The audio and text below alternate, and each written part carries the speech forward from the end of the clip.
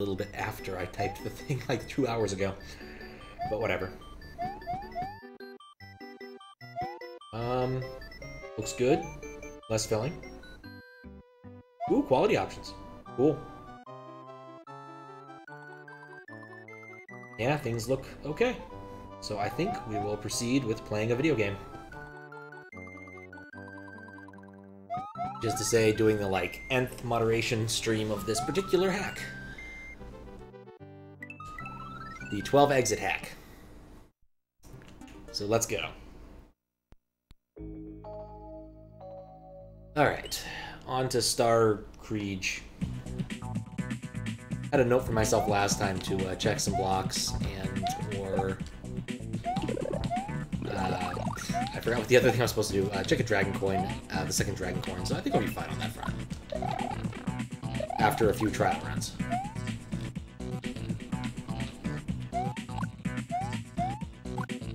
Why people love those piranha plants so much, I'll never know. The world may never know. Turn down the audio just slightly. Alright. Back through the battle. I wonder if blue piranha plants behave like the red ones do. And that if you stand near them, they still do their thing. Also, screw this Chuck in particular. What's up, Kappa? How you doing?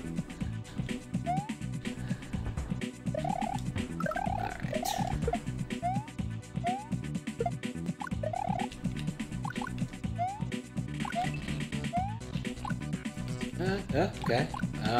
You know, I still hate this. This particular location I'm at is not a good one. Alright.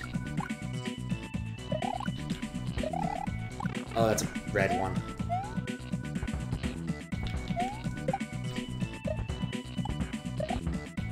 Almost like I've done this before.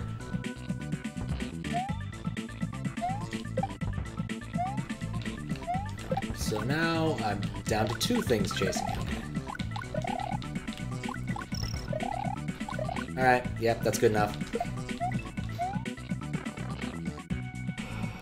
Oh. Well, at least I got to the midway without too much muss or fuss. Of course, this being this hack, the midway is only like a third of the way into the level, probably. If that. There's probably like 8 more screens to go. Well, 8 more levels to go.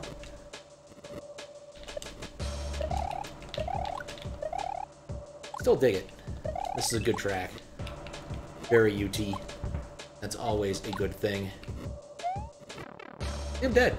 I'm not dead. I'm dead. Anyway, in other news, I beat Paper Mario yesterday. And it was fun. I'm gonna set lives to 69 before something bad happens.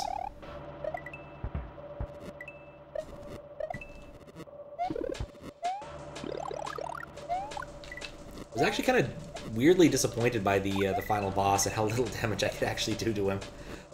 My strats through the rest of the game, which was mainly just super jump a lot, stopped working at that point, at least until the critical badges kicked in. Which was never really my plan, but at some point you just have to go with it.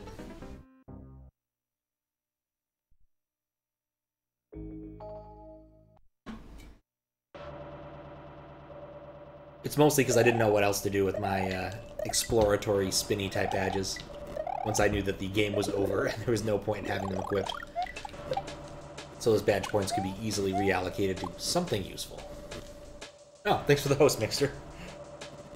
So your normal boss hasn't been at work all week and you've actually been running way smoother without him? I believe that's best known as the, like, Peter principle or something, is your boss is promoted to the level where he'll eventually do the least damage or something. I'm not entirely sure, though. How you doing, Mixter? No Miko today, just normal, in-game alerts. And a reminder that that is on fire. Very on fire.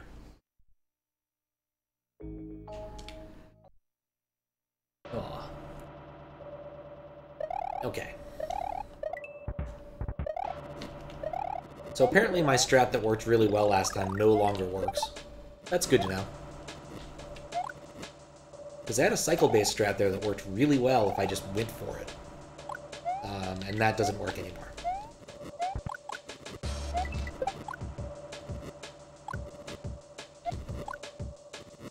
Okay.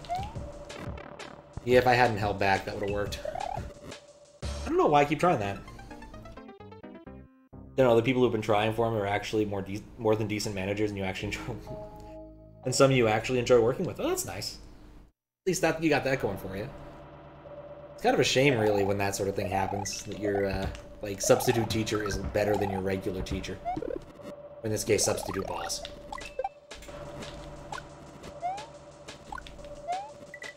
But yep. Hopefully he's disappeared into the mountains and never comes back. Unless you actually want him around, I guess. In which case, I hope that he hasn't disappeared into the mountains and will eventually come back.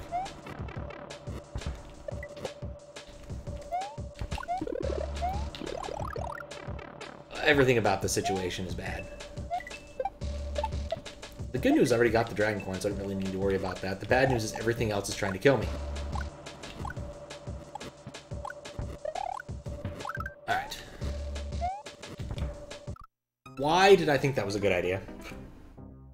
He was a great package handler, but as a manager, not so much. Fair enough. Fair enough. Yeah, some people get promoted above their competency in directions that it really shouldn't have gone, but it is what it is. Especially when, like, there's not a good future, oh, come on, path for someone who's good at what they do. No matter how good you are at digging ditches, you can only become a senior ditch digger. One of those things I've ever been so thankful for in computer engineering is there's always some upward path for computer engineering people without going into management, because I don't want to do management. You'll pass. It'll pass. You probably don't want to go into management either, I'd imagine. Or maybe you do. That could be fun. But, yeah.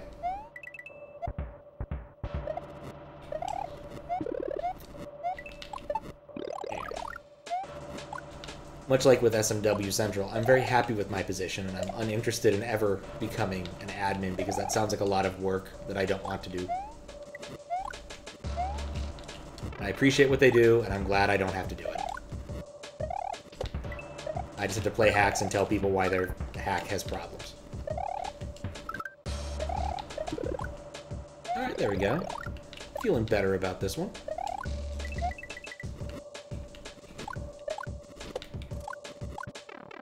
Ah, that was a bad jump. Okay. There we go. Onward to room 2 for the first time today. Now I have to deal with something that's chasing me, and I think I can spin jump on it. Can I spin jump? I can. Either way, I'm gonna sandbag so I can get the dragon coin to prove it's gettable. So, 3 dragon coins down. 4 dragon coins down, actually. There's 2 early in the level, and then 1 in this area, which I got last time, and then that one. So maybe it won't be too long before I complete the level. We'll see. Sir, your hack is written on the back of this napkin. I'm honestly baffled as to how you submitted it here. Oh, you'd be surprised. An awful lot of people don't quite read the "you must submit a BPS patch" bit of the requirements. Someone just uploads a legit ROM more often than you might expect. Oh, I thought I'd be able to finagle that. I was looking at the wrong things. What was it? It's, this verdict is written on a napkin, and it still says guilty. And guilty is spelled wrong.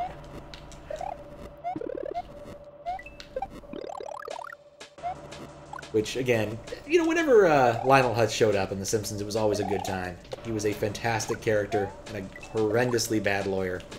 Though fairly good cobbler, if I remember correctly.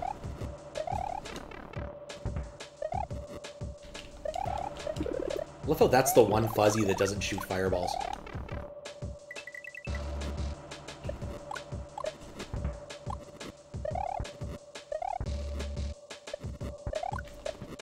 Ugh.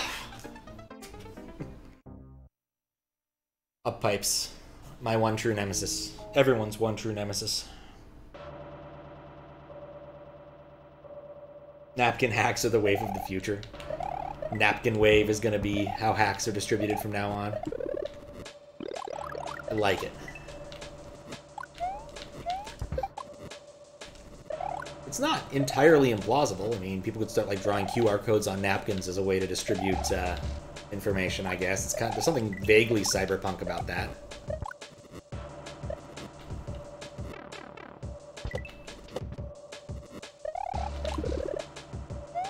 I probably should start Neuromancer again. I took a break to read something else. That was fun while it lasted. Boop. Too late. Also, you tried the new Bacon Jam Cheeseburger from Sonic and was pleasantly surprised. Ooh, Bacon Jam. Never had Bacon Jam. I'm not sure how that would work. There is, after all, I believe, very little pectin in bacon. Makes it rather hard to make a jam out of it, but you can always add pectin later, I guess.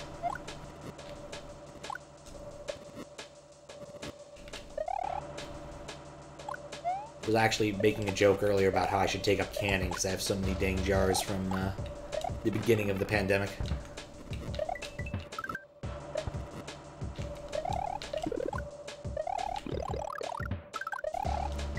It's funny, I'm actually getting really good at using that like half second when I'm frozen to make a better plan. I had all the time in the world, and that's what I chose to do. The twinge of sweetness that comes with the bacon, the mustard, and finally the burger. A lovely blend. That actually sounds really good.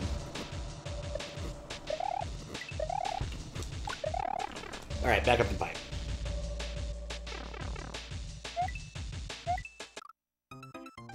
Well, that was a disappointment.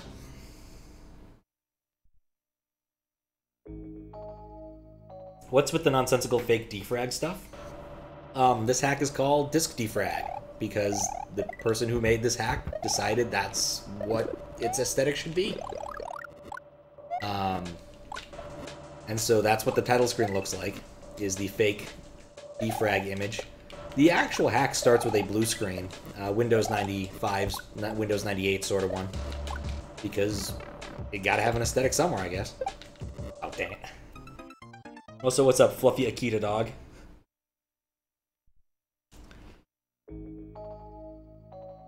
But you gotta differentiate your hack these days, and this certainly was a way to do so.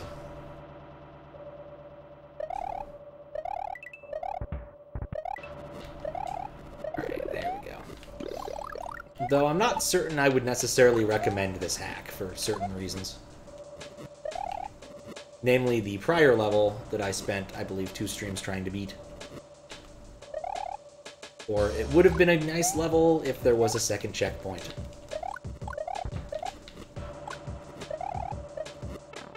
I have a vague feeling I'm going to feel the same way about this level very shortly. Oh god.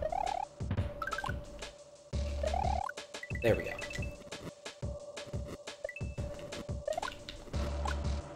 Really not certain taking the lower path makes it any easier.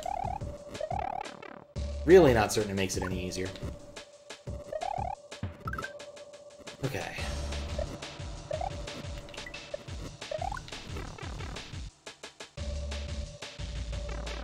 Oh, made the stuff just to the right for this hack? No, that's my, like, standard overlay. It's actually just a web page with funny CSS. There's a package CSS library for it that I just borrowed from. I've actually thought about using a Windows, like, building something in Windows 98 to do that kind of thing, and then said to myself, you know, that's just a little bit too much effort to get the stream started most days. I already have enough weird tech stuff going on. So... Vanilla Super Mario World is quite difficult enough for this Akita. Fair enough. It gets hard. some of the end parts of Star Road, or Special World, are not the easiest, as I'm reminded every time I end up in them. Every time I end up in them. Not to mention a couple of Bowser doors are pretty tricky. But yeah, this is definitely on the harder end. When I get done with this, assuming I accept it, it is totally getting set to very hard. Because I reserve the right to change difficulty when I'm not ready. Oh crap, I'm already dead. Windows 98 shutdown noise plays after Italian man dies. I like the idea, I'm not certain I would implement it. Because how long is the Windows shut... I guess Windows shutdown noises are pretty quick, all things considered. It's the startup noises that are pretty long. I've got, for historical reasons, basically all of the Windows startup noises up through, like, XP on my phone as ringtones. I don't use them too often outside of, like, the, timer alarm that I use when I'm baking cookies. Or doing other things that require timers. Oh, man, my timing's off of that again. But yeah, 95 shutdown sound would probably fit in there. It's like, do-do-do-do. I did come across an interesting sort of failure noise. Apparently Macs, old Macs, would make interesting noises when they couldn't post, and they're kind of bizarre. I believe some amount of information is encoded in them, but they're just weird sounds. I wish I kept the links. Found it somewhere in Hacker News. There's definitely some noises in there that I imagine some SMW hackers would love to use as various fanfares and anti-fanfares. You know, I'll take it. That works. Well. So much for that plan. I don't know why I went so early.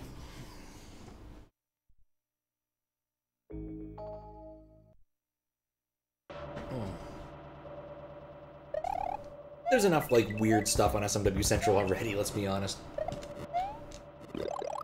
For some reason, one of the hacks I moderated a while ago decided to use the Discord incoming voice call song as the P-switch song, which was just weird and irritated everybody watching my stream whenever I hit a P-switch. It was a particularly egregious example.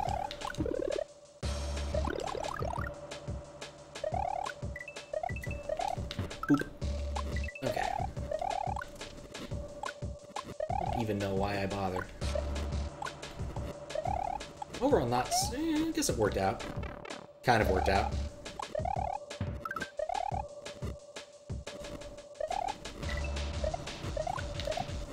Well, it didn't die. Huh. Alright, room number 2 again. I've got some sort of critter chasing me.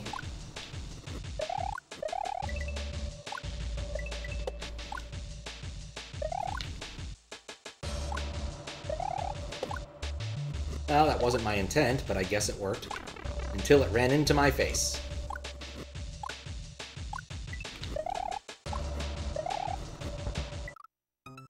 Hey, look, that was the end of the second section. Huh.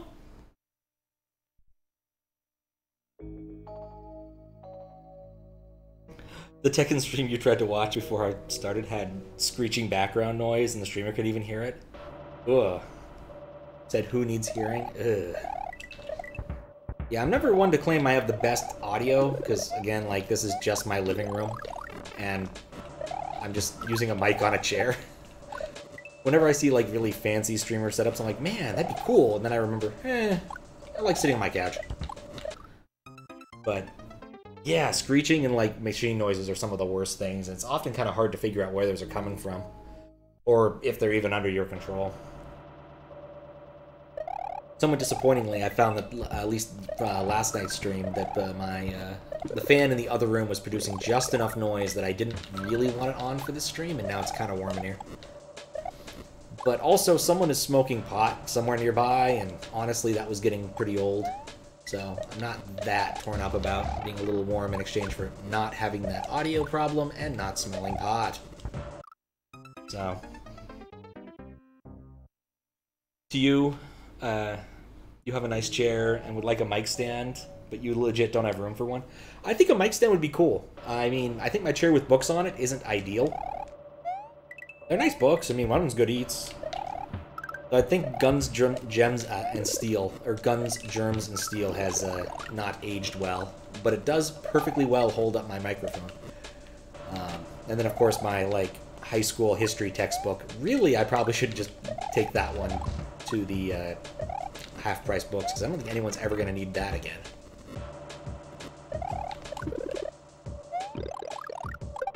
Well, probably at least take out the other one with me.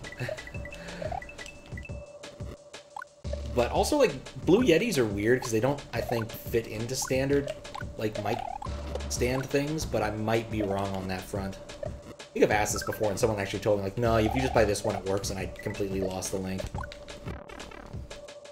So, still think the mic stand would probably be easier to put away or find space for, because I've got, like, this weird spot that's unusable because there's two computers meeting in an L shape. Because the Squiggle Box, which I am going to use soon, and we are going to finish Rama in the vaguely near future. I was actually thinking maybe doing that on Sunday. Well, playing Rama in the near future. Maybe on Saturday. Maybe just in May. Maybe May is the month for that kind of thing. And Squiggles is working on his DOS computer, because of course Squiggles is working on a DOS computer, so I might be able to borrow that from him to do some, like, old school DOS Sierra games and actually have the audio work for those. Because I just couldn't for the life of me get the voiceover audio to work for those. I could get the MIDI audio to work. That was easy, in that I didn't have to do anything, and it worked.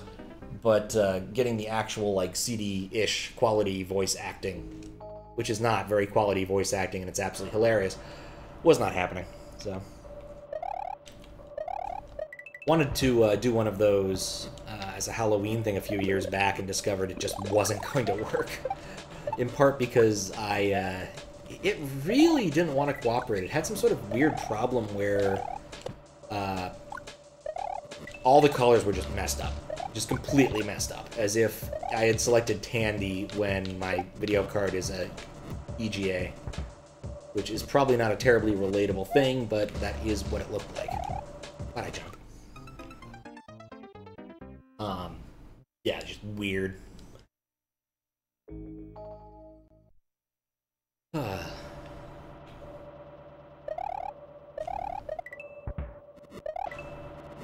fact that I've seen the end of the second section fills me with great hope that this won't take 3 friggin' streams like the prior level did. I think some of the prior level was just a little bit of bad luck. If nothing else, I would like to move on to another hack. Had this one for, feels like a month, well, probably like 2 months at this point, in the moderation queue. And it was put in the moderation queue, like, February. I think February? When was C3? Was it, like, late January, I guess?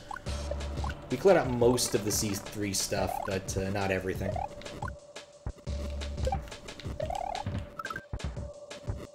What am I doing?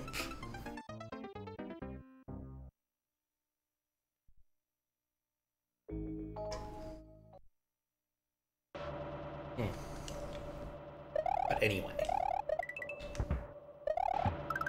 The next hack I undertake will definitely not be of the very hard difficulty for moderation purposes. I'll probably try and, like, pick up Bandicoot's hack, do something nice and simple. Because I know Bandicoot can make a good hack.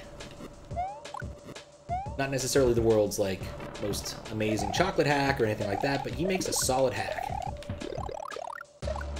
Had a lot of fun with, what was it, like Luigi's Journey 2 or something, like a year back.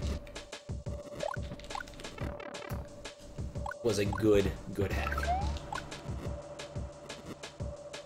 Oh, what's up, Great Litchi? How you doing? How am I doing today? I'm doing pretty good. I got some important things done. I managed to make a PDF, which was on the list of things to do today. Got some housework done. It's amazing how vacuuming sneaks up on you. It was only like 2 weeks since I last vacuumed. I looked in the container and I'm like, man, that's a lot of crap.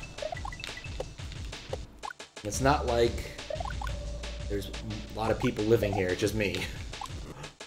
Oh, I thought I'd be able to re-grab that.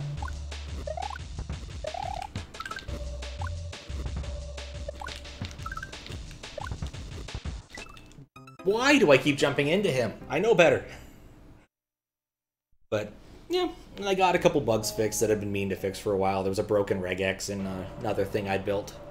My puzzle management system uses a lot of regexes to pull data out of certain pages, and one had been broken for a while just because the first time we met for doing puzzles, I didn't want to fix it.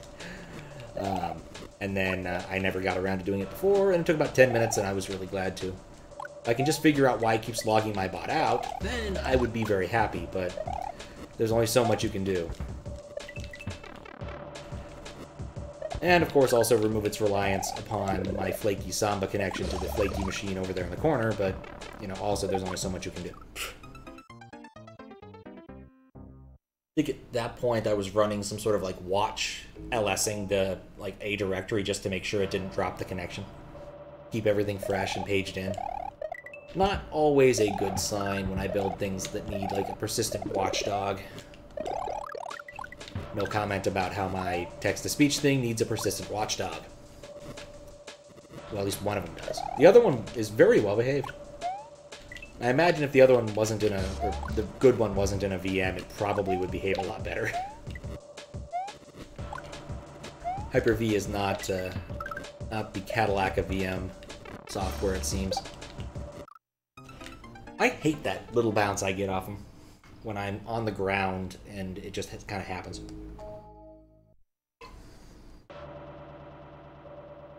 I just want to see the third section. I've seen the pipe for it.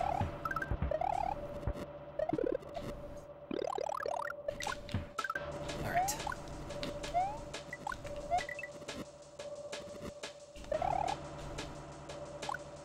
Up and over. I think I'm beginning to get a few better tactics here. Said the man as he immediately got hit. I have a way of jinxing myself, I think. Maybe I should just shut up when I try to play video games. Do I know anything about 1,000-Year Door randomizers? Are they good in their current state? Would you recommend it? I wish I could tell you. I only beat Paper Mario, like, the original Paper Mario yesterday. And I honestly don't know anything about those randomizers, unfortunately. Or much about 1,000-Year Door Beyond. It has a very long dungeon that you can go down and fight like a big T-Rex or something. That's pretty much where my knowledge of 1,000-Year Door ends. Aside from, it's also a Paper Mario game, I guess. I am actually considering looking into playing it, though I need to see how you do this with a Wii U. Oh, come on. But, yeah, I don't know enough about it.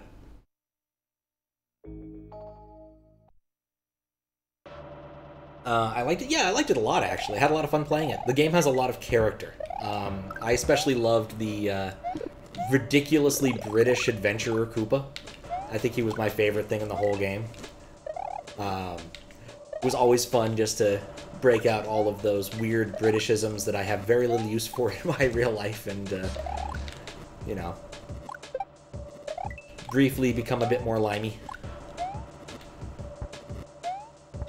I also had a lot of fun with some of the fetch quests. I felt like some of the letter things went on a bit long, and Koopa Koot's side quest was a bit big in terms of all the random things that he demanded. But the core game I really enjoyed. I was pretty reticent to use any like flower power type attacks, and once I finally decided to use those a lot more, the game got a lot easier. I think the biggest problem was I thought, you know, all I really need is badge points, which was true until I had 30 of them, at which point the game said, no, you need more than badge points. And simply having a larger well of flower points to rely upon really changes the game. In terms of, like, how I viewed my resources. I still never really used items. You know, I don't think I ever actually got to use the snowman thing in a fight. But, still a lot of fun. I am definitely willing to give the sequel a try once I whittle down the list of games I need to finish a bit more. including but not limited to this moderation. And some weird DOS games, or early Windows games, I guess, and Banjo-Kazooie. Banjo-Kazooie deserves another shot, because my first shot at it was terrible. Which really was, you know, why not use the tutorial? Just complete hubris on my part.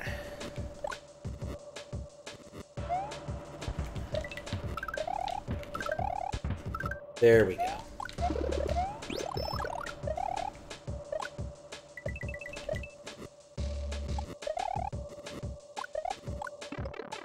Plus, I wouldn't mind trying other, like, N64 stuff. Really, Paper Mario is the only significant thing I've played on the 64 EverDrive since I got it a couple years ago. Though I did play the two-player Mario 64 hack, which was pretty cool. My only complaint was I really wanted to turn on non-stop so me and my buddy could, like, collaborate on stuff or go after different stars, because I thought that'd be fun. But it seems like those two things were just incompatible. So, a lot of games are better if you know what you're doing in them. Not all, you admit, but most, yeah. It does help.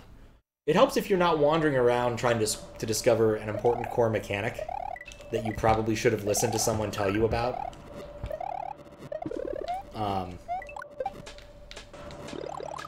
But yeah.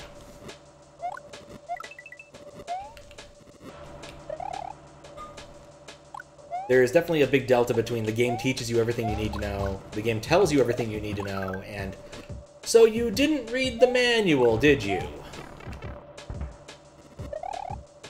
Alfred.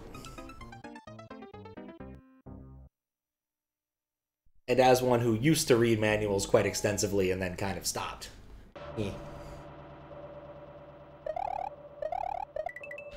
Mostly because modern game manuals aren't terribly worth reading unless they're a Zachtronics game, in which case, oh dear God, you better read that manual. Because you will need it. Or else you won't know how to play, well, or else you won't know how to program whatever weird architecture they've come up with this time. Though I guess Infinifactory didn't have that problem. You could totally just jump in and play Infinifactory. But an awful lot of their other games, like TIS 100, you definitely need to read the manual. Or else you will have a bad time.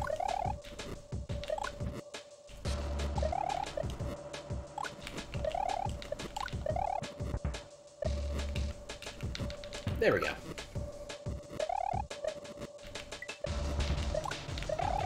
Oh. Hey Mario, did you know you could jump with the B button? Is that how I'm supposed to avoid the first Goomba? Yeah, exactly. Yeah. The, like, hey Mega Man video. In its manual personification. Okay.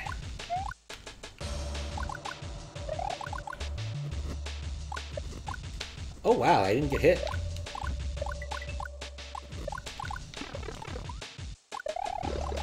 I don't want to be on the screen anymore. Oh, yes! Come on, end of level. This is not the end of the level by any means. I'm dead. I should have just taken the hit. There's an auto-scroller after the two sections. Of course there is.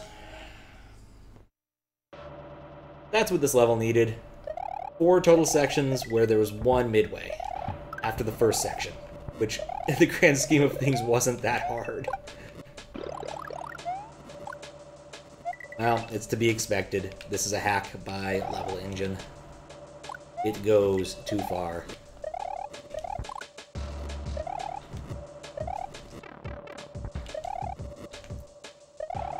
At least in this direction. Okay.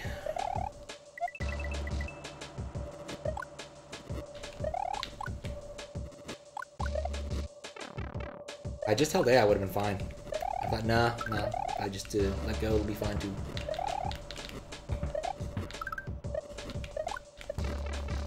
Alright. This was pretty much the problem I had with the other level too. The prior level had a really long section before you even had a chance to get to the meat of the level.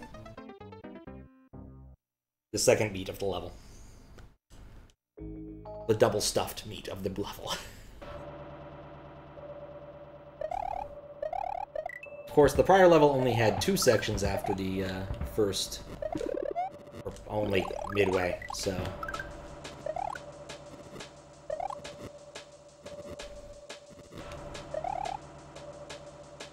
There we go.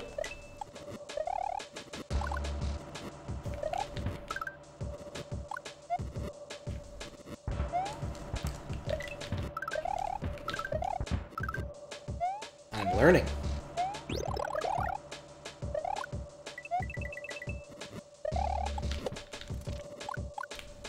Not sure what my plan there was, but you know, anything that keeps me a little bit further away. Never mind.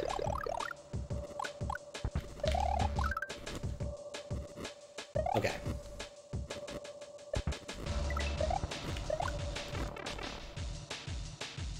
I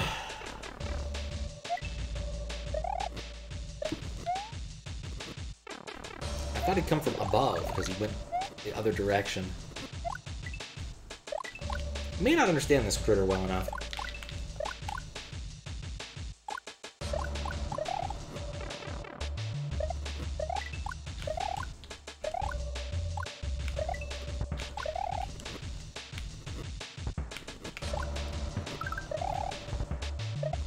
Oh, for... so many things to watch.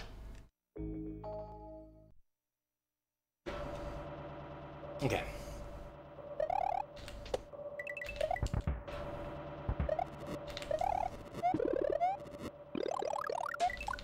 Oop. Probably should get started on one of the ideas I have for C3. Let's get something entertaining out by then. I think that's coming in, like, what, June? So I got, like, a month. Asked Sandro for permission to use some data off his site that would make a particular thing easier. Been thinking about making heat maps for deaths and hacks, and I thought that'd be kind of cool. But, I don't know what I was thinking there. Think about heat maps. Thinking about those beans. Okay.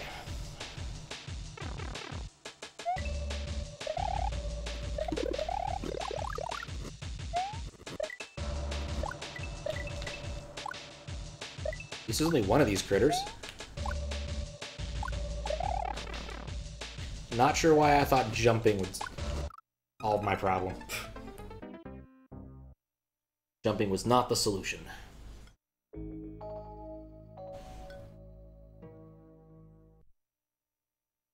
Despite the fact that 9 times out of 10 it's the solution in Mario. This one time it was not. Okay. So yeah, for example, I still need to go clear the point incentive that, I don't even remember when that ended. I think I must have started it in, like, October. Because it's been a while. Probably started it pre-October, actually, now I think about it.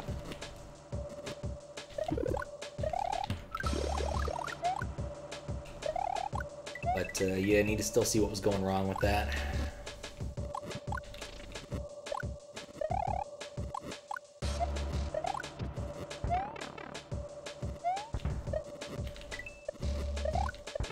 Okay.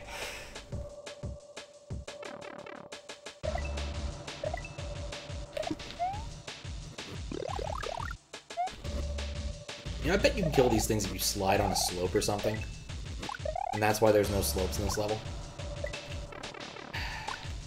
Could have flown over me if I just let him.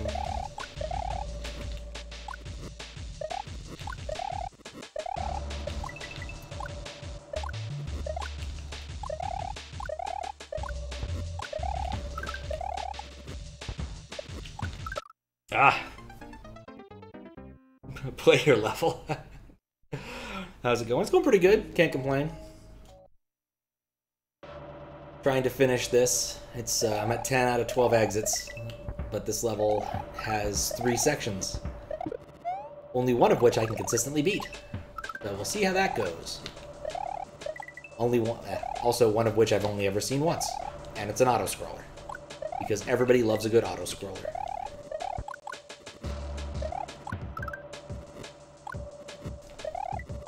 So if you do have a level I would definitely, and want to hang around for a bit, I'll definitely consider playing it. Need to put some better due diligence into this hack than I have in the recent history. So I guess it also depends on what your level's for. Emphasis on a good auto-scroller. Yeah. I mean, there's some levels historically that I'd say are good auto-scrollers. I kind of like 1-4 from Mario 3. Like, that's a fun auto-scroller, but mostly because you have the challenge of getting the White Mushroom House, and that's a lot of fun trying to get all the coins. Other auto-scrollers, yeah, not so much.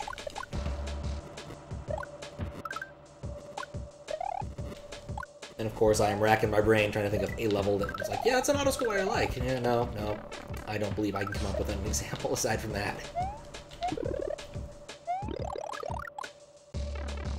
Kaizo for your new retro style hack. Interesting. Also, what's up, TJB? How you doing?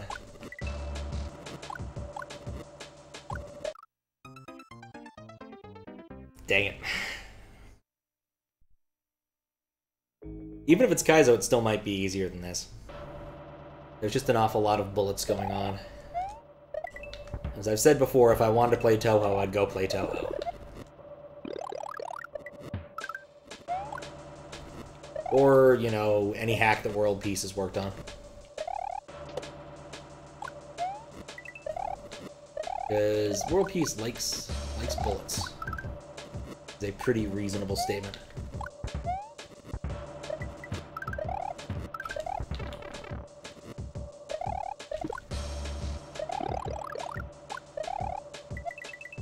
Getting better at using my, well, hit by bullet time.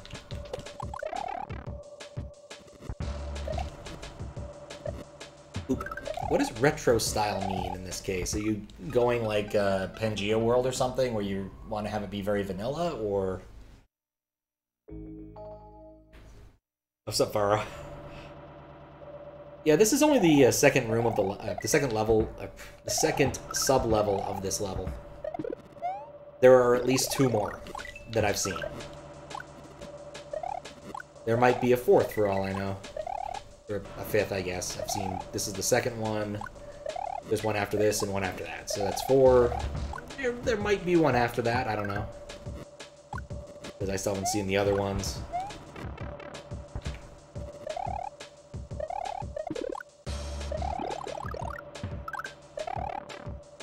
Got so afraid of the bullet, I just kind of ran for it.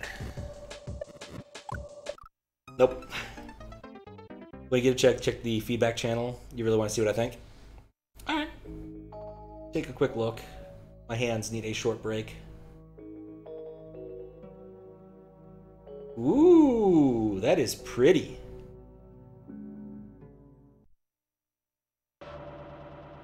That is cool. How'd you get that to work?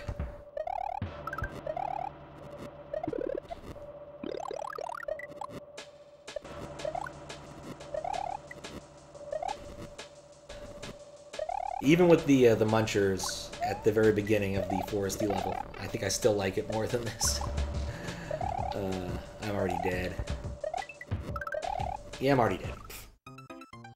Shockingly, it's just tile maps? Oh, wow. Nice. I'm glad it turned out to be really easy to do. I guess, yeah, that level doesn't really scroll up or down, does it? So if it doesn't scroll up or down, that's not really a problem, is it?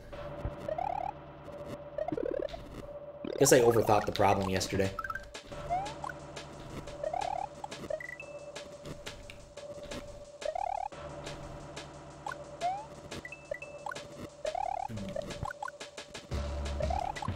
I'm still enjoying this level's best attribute. The music is a banger. Said this reminds me of UT. I would be shocked if it didn't actually come from UT. Dang it. There's an Uber ASM patch that allows you to have transparency effect while having everything be in front. Ooh, okay. Convenient. Wonder what the trick is.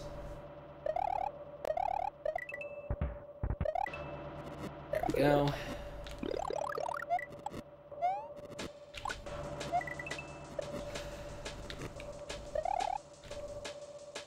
Okay, just gotta get through. I kind of feel like I've regressed a little bit. I haven't gotten to the second section in a while. It's, speaking of Paper Mario, I haven't seen this sprite in a while. This is a cool one.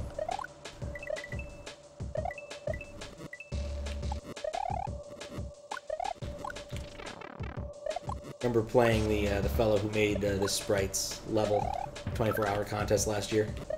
That was a pretty cool level.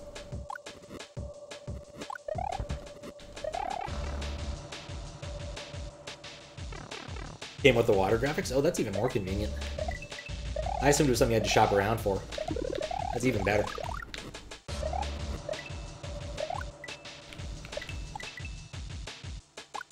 I think the trick here is... No, I don't think the trick here is...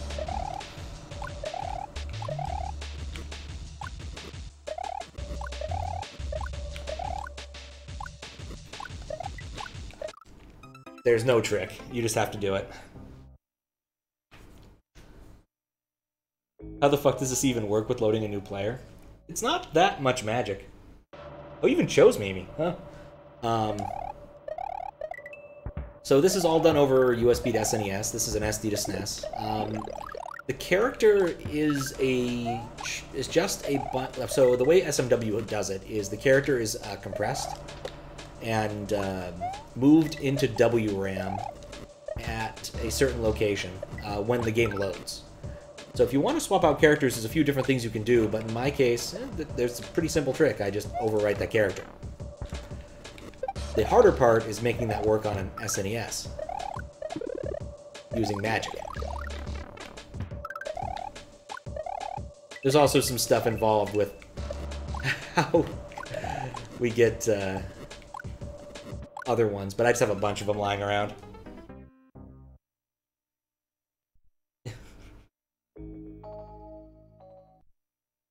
How's this Defrag been? Hard. I was actually making decent progress. I pulled up the moderation videos so that I could check my notes a couple days ago. And I was making pretty good tack until his best Madeline impression, which I think is a reference to Celeste, or a specific region of Celeste. And it was just a very brutal, very tall level where the chances of falling down and losing were very high. Not dying, losing. And then this level, I've seen the 4th section once. So, yeah, this is hard.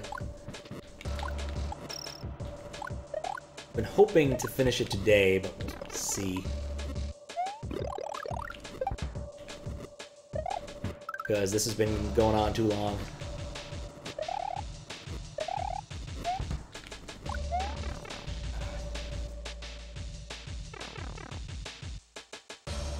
You're working on something that you don't... working on something but you don't know how to accomplish it? I might be able to help you. Yeah, this is Ray Mario. I like Ray Mario. He just doesn't have... And then feet. Freaking feet. I like Ray Mario. Feet, however, have a very specific purpose. Which wasn't necessarily to troll me. But it definitely is the case now.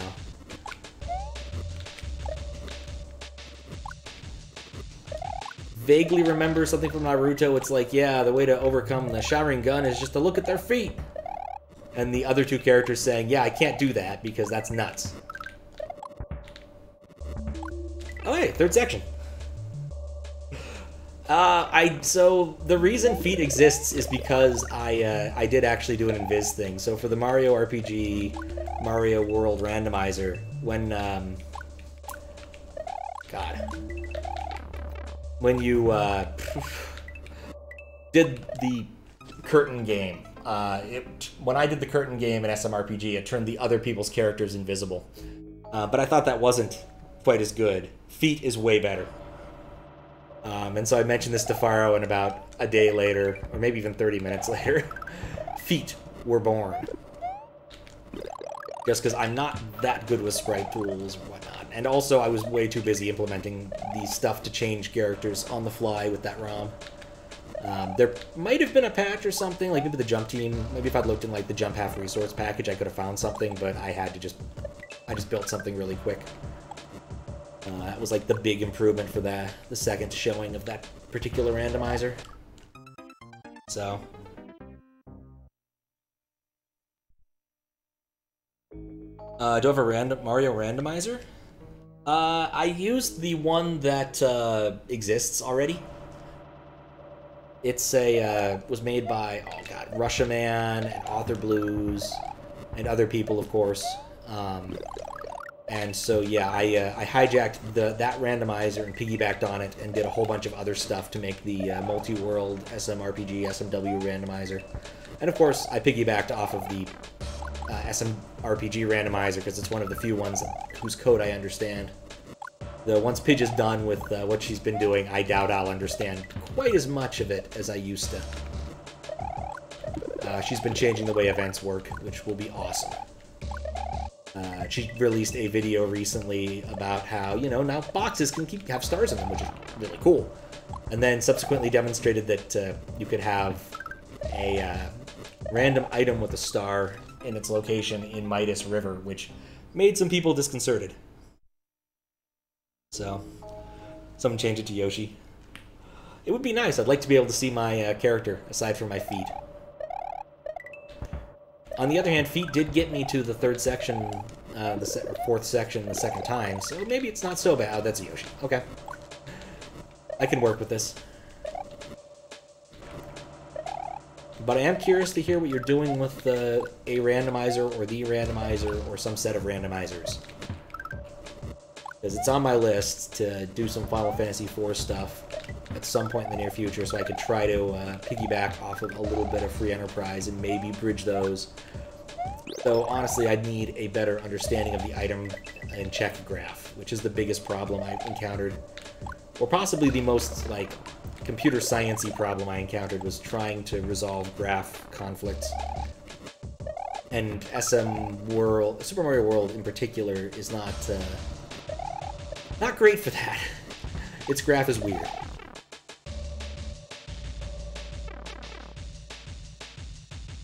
Here's your project. You were playing Randomizer last time and it was fun as fuck. The problem was there was still vanilla music, so you thought, why not put random music? But that'd be pretty cool.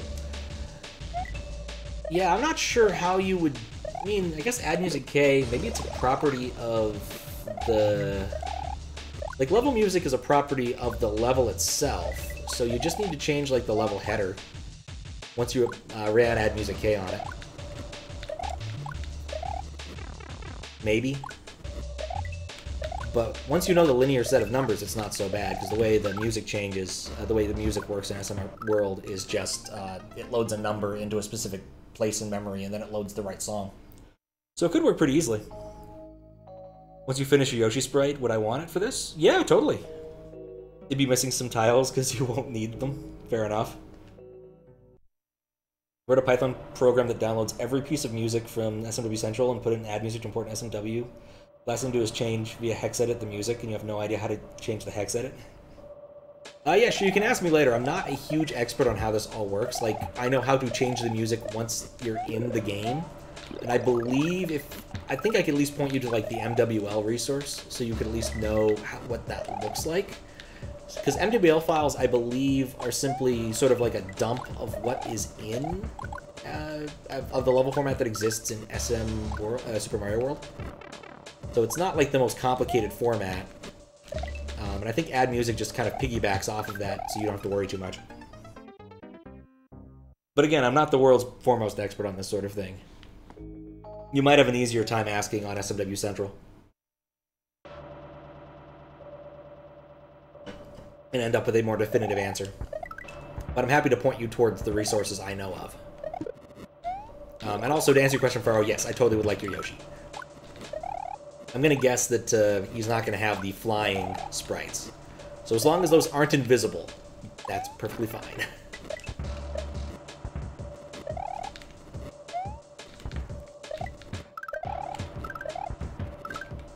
There we go.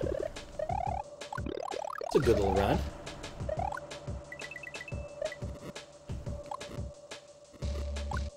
Yeah, you would need to do that. So one problem with the normal SMW randomizer is that it does not apply the lunar magic patches, and an awful lot of things rely upon those. And also, lunar magic just makes things easier. Those patches actually just make things easier. By changing data structures to be more sensible. The people who made Super Mario World made some trade-offs in terms of like space and how you would implement certain things, and lunar magic does not have to make such trade-offs because Fusuya was not buying, you know, a million cartridges at some number of cents per cart, and wanted to minimize the cost. Because that was actually like a big deal back in the day. Saving like 10 cents per cart could actually add up pretty quick. I just saw that thing above me. There we go. Replace the invisible tiles with Mario. Sweet. Yep, that works. That's how some of my other sprites work. I just went and replaced tiles that were inaccessible with Mario, which doesn't always look the best, but at least it's sensible. I can tell what's going on. I thought he... I don't know why I jumped. But yeah, that's part of sort of the pipeline of my randomizer, was re-injecting the levels back into a clean ROM, well, a base ROM using lunar magic. And so I could sidestep some of the problems. And I imagine, had I spent more time on it, I could have done, you know, something funny, like make it so when I'm doing the minecart section, it plays the Corn Dilly song. But that was, you know, a future piece of work. There are many future pieces of work. I just need to get to the future so I can work on them. I think I'm dead. I'm dead. Eventually, when you're finished, I'll decide when you send it to me what you'll call it. I guess so, yeah, I guess. You'll get to name it. It can't just be Yoshi, because we already have one of those. And this guy will forever be Yoshi. There's nothing quite better than the small Yoshi carrying around another small Yoshi. Especially with his eye roll. His eye roll is fantastic. So, yeah. Without a doubt, the best feature of this sprite. The eye roll. Alright.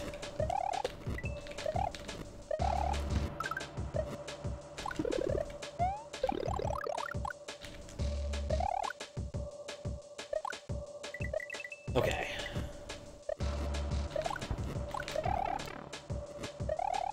So many things that are all trying to get at my Yoshi's face.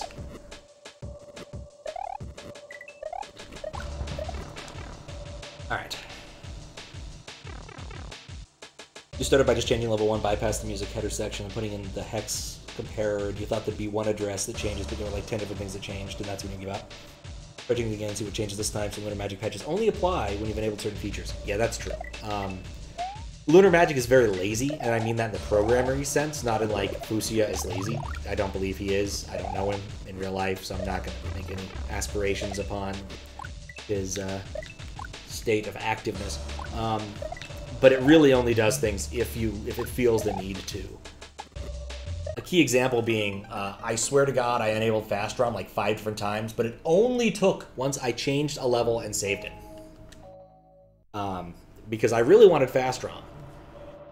And no, you have to save a level for that specific thing to save, which makes no sense to me. I enable Fast ROM, I press save the thing, it should just save, but whatever. It's a historical piece of software at this point. It's going to do exactly what it wants to do, and you just have to deal with it. It's like being mad that Microsoft Access works in a specific way at this point. It's just, you just gotta accept it or not use it.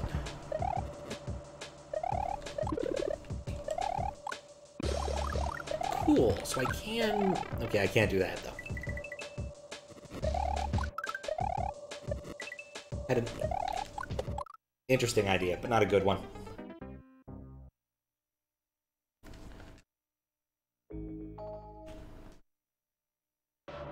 Yeah. One of the big things I would need to do for the Super Mario World, Super Mario RPG randomizer is remove my dependency upon lunar magic, because lunar magic is not a good thing you want to be invoking when creating seeds for people. Not to mention the fact that I had to emulate keyboard inputs in order for it to work. Because Lunar Magic does not like touching certain types of ROM.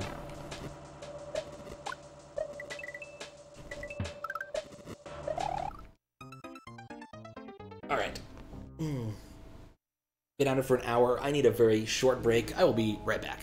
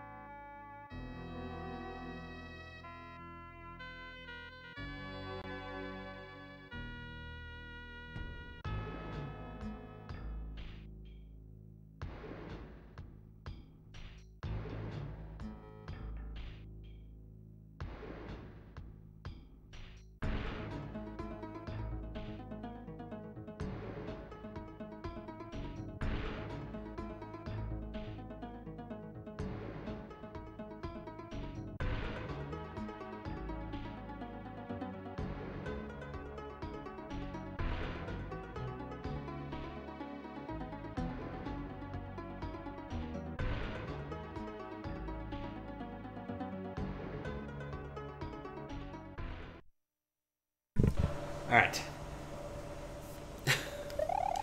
Can't hear this song without... I'm not going to read that entire thing, but Daizo's bad level design contest level. That was a fun level. I appreciated that he nerfed it a little bit. Because I think I got monstrously unlucky the first couple times I tried to play it, and ended up with just really bad amounts of RNG HP. Until I finally hit like 3.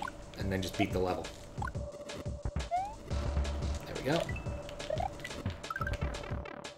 I'm dead.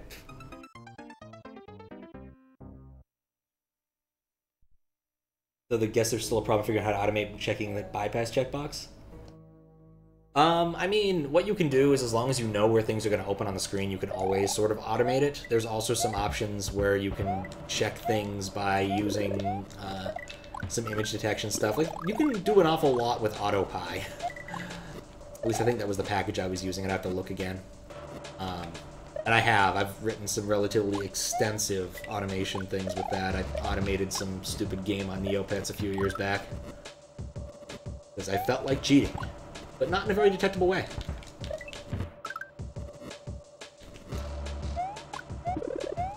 To be honest, it was much more interesting to actually implement the cheat thing than it was to cheat.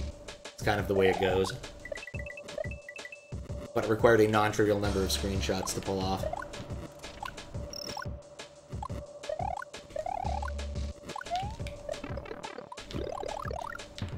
There we go. But I also think I used it for one of the Danganronpa games to just constantly go and get play the gacha game so I could get the things I wanted. But yeah. You streamed that level? Oh, I mean, it was a cool level. I don't think I streamed it. I just played it offline because I didn't have anything better to do with my time that day. And you wanted to see if it would work on an SD to SNES. Which it did. There were no problems. God, I'm bad with Phantos. My Phanto prediction is not good. Not when there's 12 other things trying to kill me. You know, of all the places I could have jumped, that was terrible. But yet here we are, and I managed to make it through.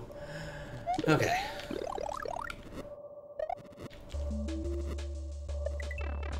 Please at least let me make the jump. Ah. I'd like to see more of the level, please.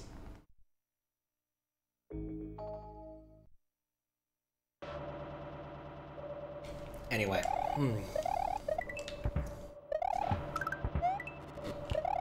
I believe there's a reasonable alternate solution to using lunar magic for me, so I'll look into that when the time comes.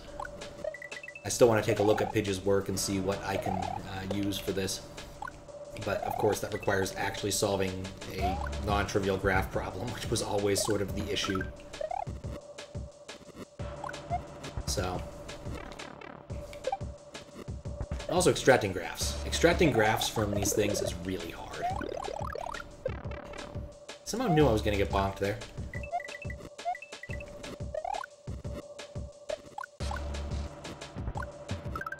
Much, much luckier, that one. Okay.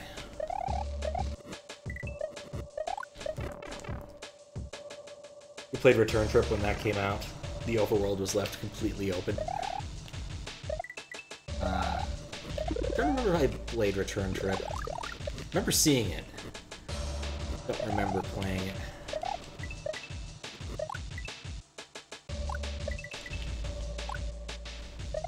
Alright.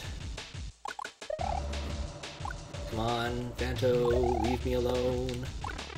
You know, if I'd just gone for it, that would have worked.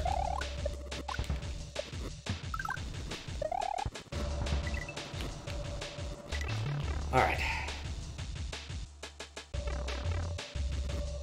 I feel like I'm gaining some level of consistency, which is a thing I probably shouldn't say out loud, because it tends to result in immediately failing it.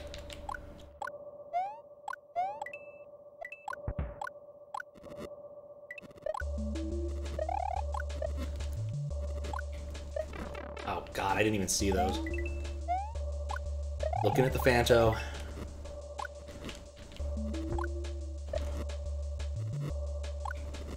Oh, dang it.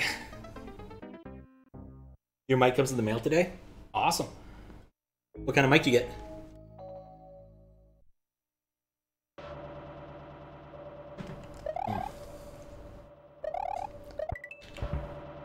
Not that I know mic brands at all, I suppose. I am not a gearhead of that variety. Tuned into Glitchcat for a bit this afternoon, and he was talking about music gear and music brands and whatnot. And I'm like, this is completely and utterly over my head. Cool stuff. Heard some of his like original tracks. Seems like he's actually pretty good. That's not like a dig or anything. It's just like I've never listened to him. So, condenser mic, nice.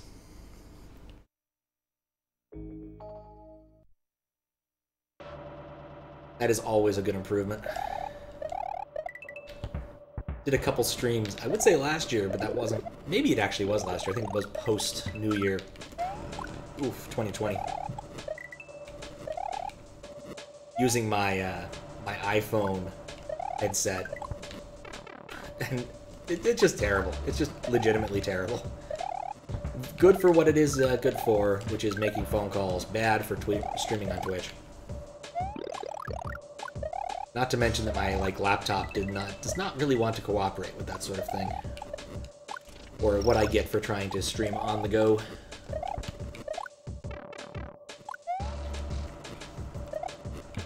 Maybe I'll figure that one out sometime. What do I have now? I've got a Blue Yeti. I bought a Blue Yeti, I forget how long ago. And I've just used it ever since and haven't really worried too much about it. I've certainly changed how I've had it configured. I went from the default configuration, which was omnidirectional, to cardioid, because that makes more sense, because I don't really want to capture the audio coming from behind it, which is literally the audio I'm listening to for the game noises. So...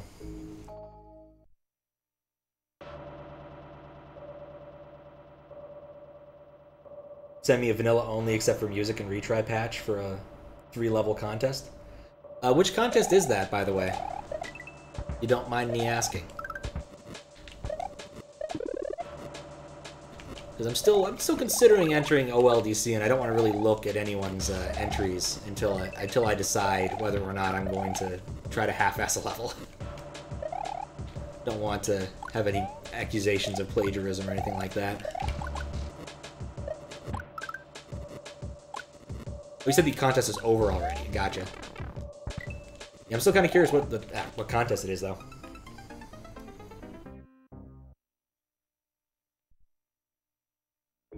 Pokemon Emerald version. Oh, right, that one. The one that was for, what's his name? I saw someone else playing through some of those levels. I think I caught someone playing your level on stream. Who was it? Was it, I think it was Orca. I want to say I watched Orca play through part of your level. Unfortunately, I had to, like, leave after a little bit because I had other stuff to do that day.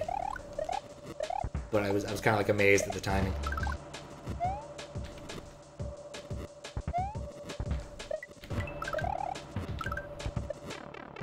And I'm dead.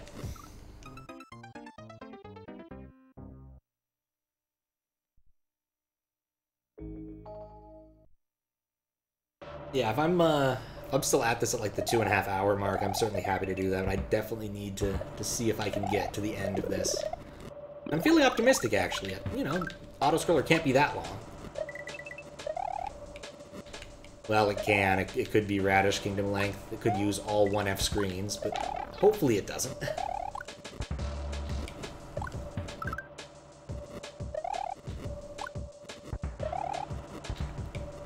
What am I doing? It's level engine. That doesn't necessarily mean it's 1F screens long. Like, none of the other things have been... Actually, yeah, I think some of the other levels have been 1F screens long, now I think about it. It's just been long enough that I've repressed those memories, apparently. I'd, like, completely forgotten about the water bubble level. And Sinusoidal. I remember Sinusoidal. And then the, like, tree level. But other than that, the other levels kind of all blurred together at some point.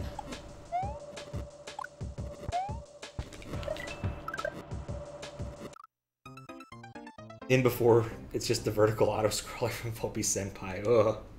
I watched you play that. I can imagine few things I want to play less than that.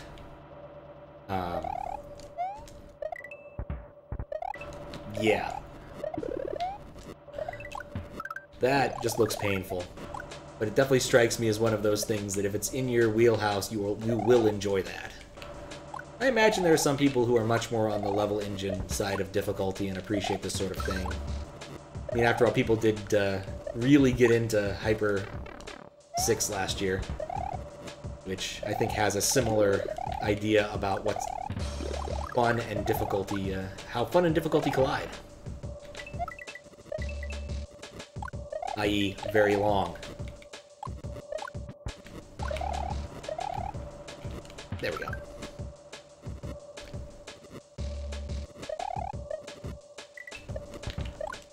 I keep expecting, like, someone to send me a, like, test hack, and it turns out it's just Morton's Castle. Like, one day that's gonna happen. Oh yeah, that was a really cool relay. I wish I'd stayed awake for the whole thing. I even woke up early, like, ordered a fancy breakfast. I was still really tired. Gone to bed way too late to stay awake for the whole thing, so I saw, like, the first couple worlds, fell asleep, watched the last world. It was a really cool relay. Really wish we'd see more stuff like that on ROM Hack Races. Like, I love the weekly races. And oh yeah, they're doing something fancy this week. They're doing the first Mario 2 Blind Kaizo race that they've ever done before. Which, that seems like it could be cool. I don't know. Hope Glitchcat gets to get in on that, because that seems like something he would really enjoy. So... Or he'll be the announcer, I don't know. I didn't really figure out all of how that was going to work based upon the, like, little bit we were given.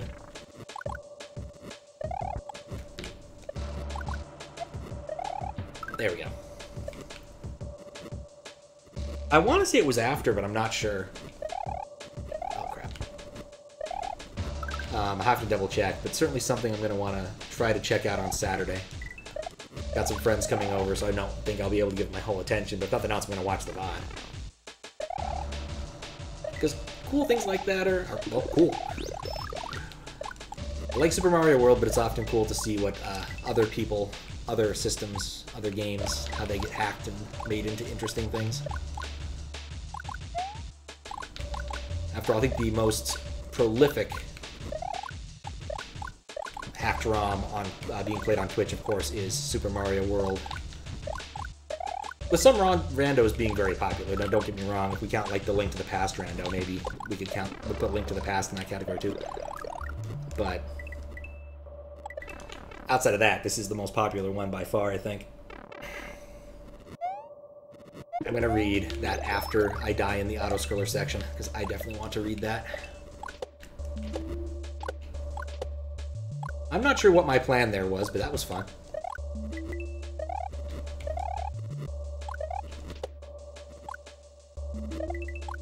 Okay.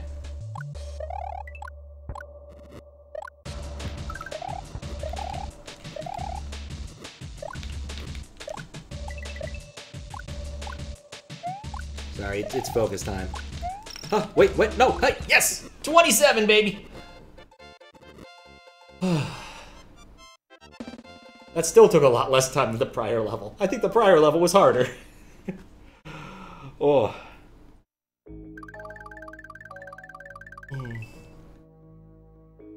Oh.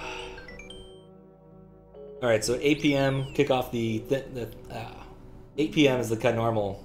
Okay, so they're doing the subcon race. Also, thank you for not resetting my game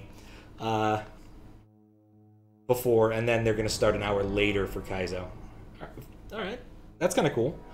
Making the ROM hack races level. You think you want to make sure you have a solid idea and like have a level at least somewhat there before you sign up, because wow, you did not enjoy the one-day-long crunch you put yourself through on that.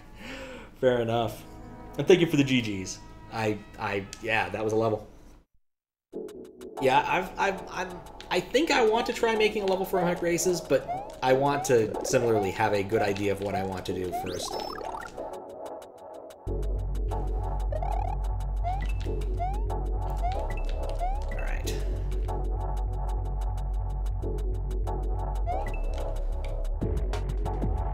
Oh, this has got to be UT.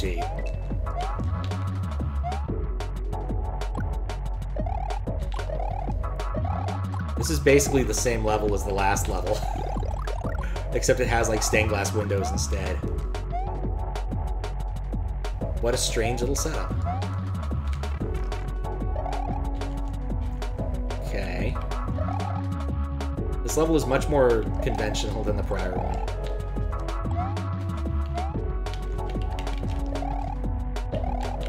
Except it has rainbow shells.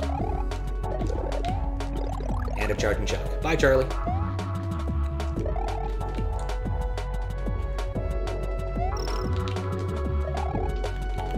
Can I even make that? Nope. Second half and puzzle sections of your ROM hack level were basically done this day, same day after the week testing period had started because you kept putting it off. Oof. For people on Focus Gimmick 2, it's tough to make that fun. I think people all had fun. It looked like it was a blast, honestly. Like, I considered participating, but did not because I had already seen some of it and felt that that was improper. Okay, cool, I can't get into that. Something I can give props to levelengine for is I don't think I found anything egregious in this entire hack. Like, I think the only note that I have of any real note that wasn't like a reminder to myself to do something is that there's some like things that don't consistently spawn in the vertical level, the Celeste level. And that's it. So, credit where credit is due. And I'm hoping this continues. This is as fun as you can make a P-Balloon level. Katoon 2020. Or possibly 2021. It's been a year. That's pretty high praise. 20 minutes later, he starts calling the level finicky because he was doing the trick wrong. It happens. You just get like rat-holed on a specific way of doing something, and yeah. Remember when I was testing Lewd Mario, which, despite its name, was not terribly lewd, honestly. Oh. And I was really trying to do some wacky like Kaizo strat involving like doing a shell jump for some reason. The dude's like, you could just jump. I'm like, oh. Yeah, I could just jump. He got it to work once, so immediately thought it was the solution. Yep. I can definitely point to stuff like that. That's happened. There was what was that other one? There was the like one stew race one where I ended up like doing a frame perfect trick and thought, oh yeah, that's what I gotta do. Clearly. Just because I happened to pull it off the first time. Doing the frame perfect trick was not the thing you had to do. It was a puzzle level. So.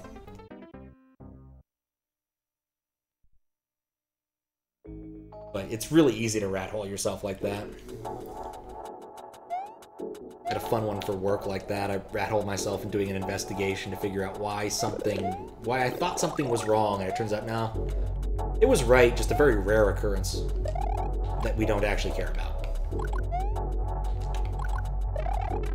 God. You know, if I don't see fuzzies that spit fireballs ever again, I might be a happy man. There's something to be said for fuzzies that simply, you know, chill out and, you know, do their normal thing.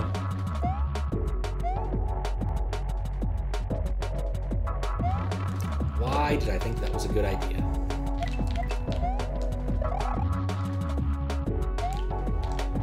That's...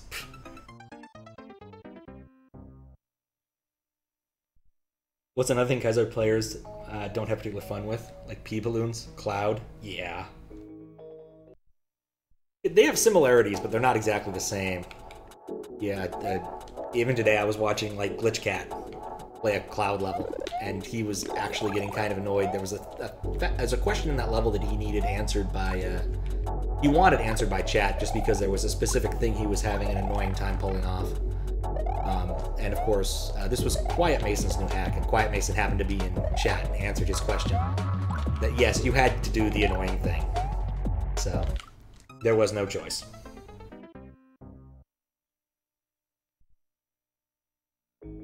You naturally fall instead of rise. Totally excuses it. You can also jump out of it. Preserve a spin. Oh yeah, you can preserve a spin on a cloud. That's true. Well, you can also preserve a spin when you're doing you're in a pea balloon state. So, yeah, that's... I cannot believe they did that. It should have just been called Cool Cat. That's what it should have been called. It should have just been called Cool Cat. It's a much better name. But no, it's got to be Glitch Fest or whatever. Even though, like, there's almost no glitching at Glitch Fest. Just normal, conventional gameplay.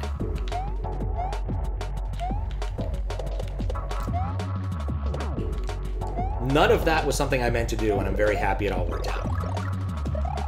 Bye, Charlie.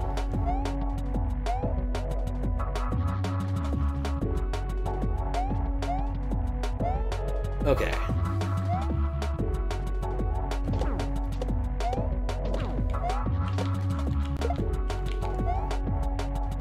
Check the pipe now.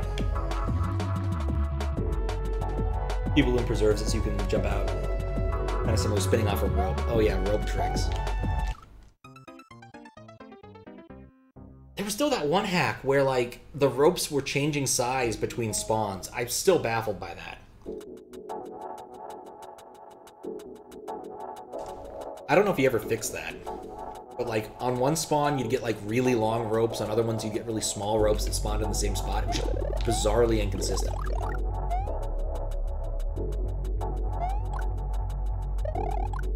And that level was really hard with small ropes in by comparison.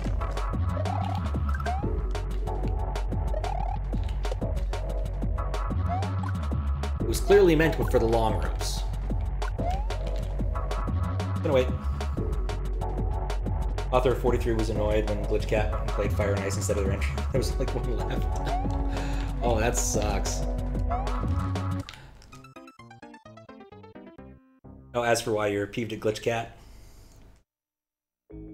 flew over the entire section of you. Oh, ooh, that sucks. On one hand, that sucks. On the other hand, well, you shouldn't have let him fly over it. Like, that's something you gotta watch for.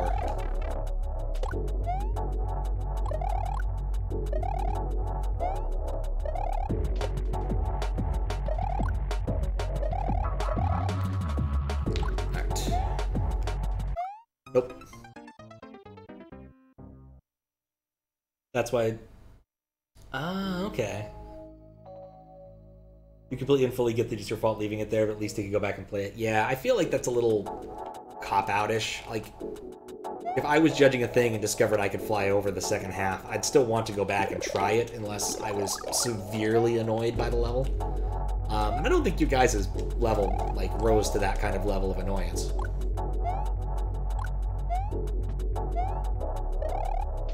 And even then, I'd probably, you know, make a note about it. Like, just because you find cheese doesn't mean you have to use it. I know that's kind of difficult to put here for some people. Yes, you don't have to use it. There's always a choice. A cheesy choice. A delicious cheesy choice. Well, kind of worth.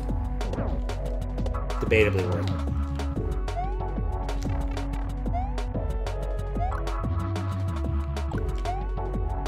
Oh, cool. Halfway point.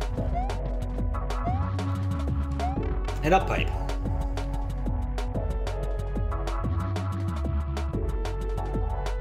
He was very upset about how Kaizo players tend to do that. Like, Dice and you both think, like, how are you going to play it properly? How are you going to properly judge a level if you don't play the level? Yeah, no, 100% with you. Like, that's a very valid question. Because you can't. You have to play the level. Cheesing a level does not count. And again, there should be no shame in cheesing a level if you're just beating it, but if you're judging or testing, then you need to do it right. Or moderating. Like, I never would just fly over a level because I can in moderation. Unless, again, as I said, it really cheesed me off. In fact, like, the 24-hour contest, I can only point to, like, one instance where I really just needed to get the flight on and get out of there. That's just because the ASM, the sprite the person had chosen for their level gimmick was just really finicky. The little TNT thing.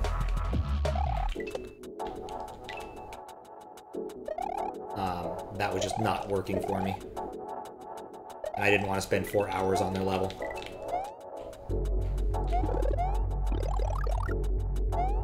Okay. By way of comparison, this is a much more... Oh, never mind, there's more. Oh, I can't sit here and chill because... Oh, hey, look, vertical! Oh, it's this thing.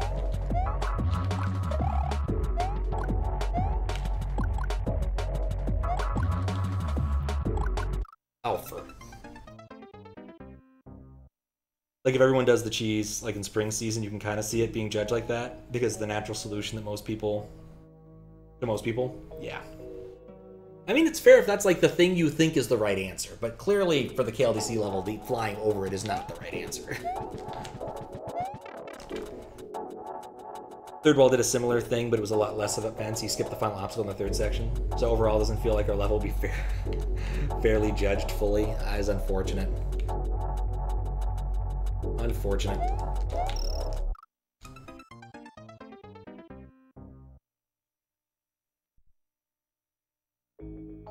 When Market is literally stating half the entries of the contest is kind of fucked already. Are they? I haven't watched that many of them.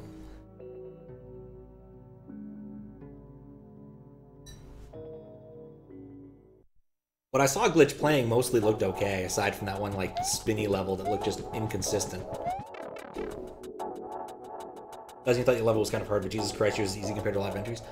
It's one of those cases where, like, it's really hard to judge how difficult something is in isolation. I mean, we've certainly discussed this. But, like, when you add in sort of the cachet of Kaizo at this point, you get an awful lot of people who want to make something but don't recognize how difficult it is to make something good. I think it's much easier to build a, like, passably mediocre standard level than it is to build a decent Kaizo level, but I could be wrong on that.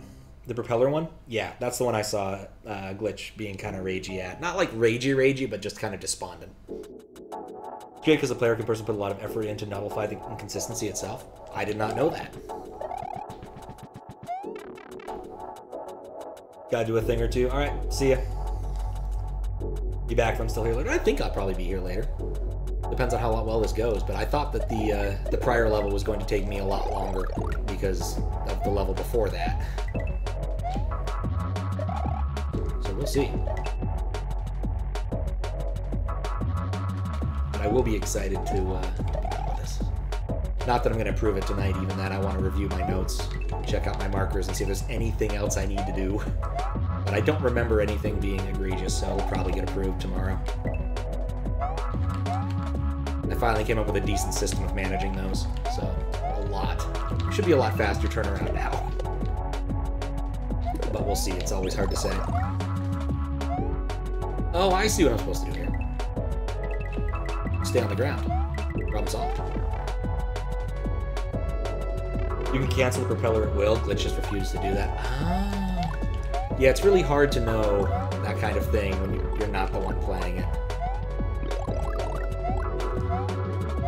That makes sense. Well, that was bad. At least these fuzzies aren't like super fast. Oh, I want the dragon coin.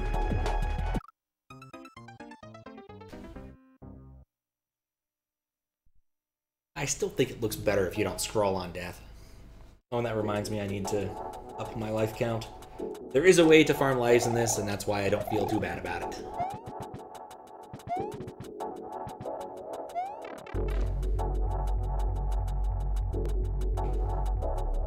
Yeah, I'll be curious to see how the whole thing shakes out.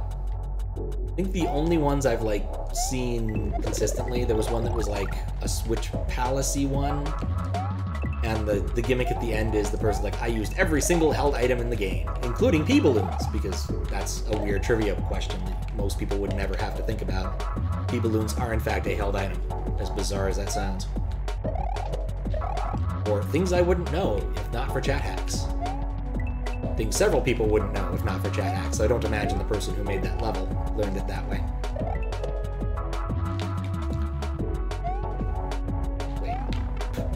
I did not expect the Eerie to come back. Just gonna wait for him. No point in rushing. Maybe there was a point in rushing.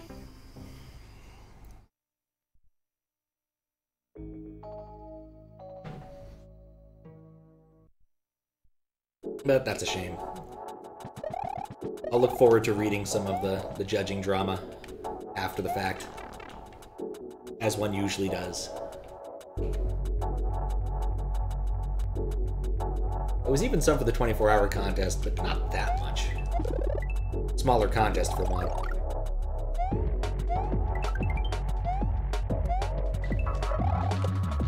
And that always helps. Though I think aside from Snort Run Pyro, I think pretty much everyone was cool with how the judging went. I still think that Blue Mystery Data got talked up a bit more as a more difficult level than it actually was. And I think it was one of my favorites, to be honest. I just had fun with that level. But I like puzzles, so it is definitely the kind of level I would enjoy. It also helps that I knew all of, like, the relative, the important glitches used in that, just because I'd beaten, you know, Jump and Jump Half. Well, most of Jump and Jump Half. We still haven't actually convened and played Jump together this year yet. We're still on that one level.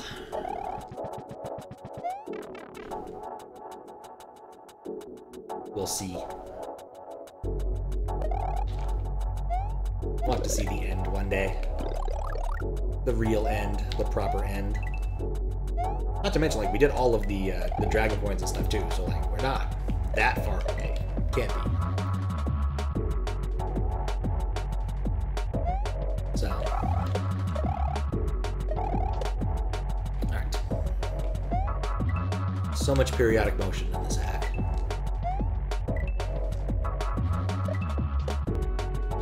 Okay. And this is safe. And this... Why do I think I can go between the areas? You can't go between the areas. Not like between the lions. You can't get between the areas. Okay.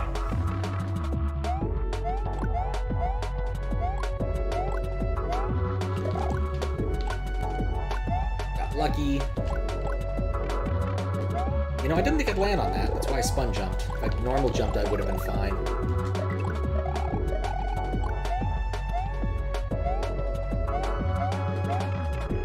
Now the dragon coin won't be bait. Okay. Oh, the dragon coin was never bait. Crap.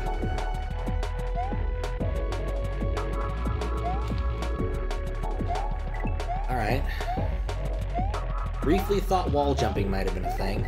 Thankfully it wasn't.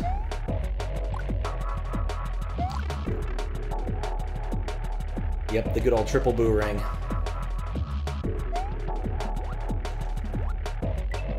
Oh god. Okay. Nope.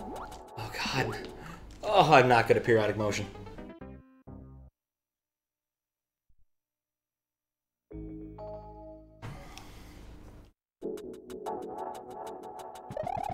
Trying to remember how many dragon coins I'd seen so far. I think I've only seen 3. There was this one, there was one over there, there was one at the beginning, I think? Oh crap, I'll have to just double check it when I get done with this.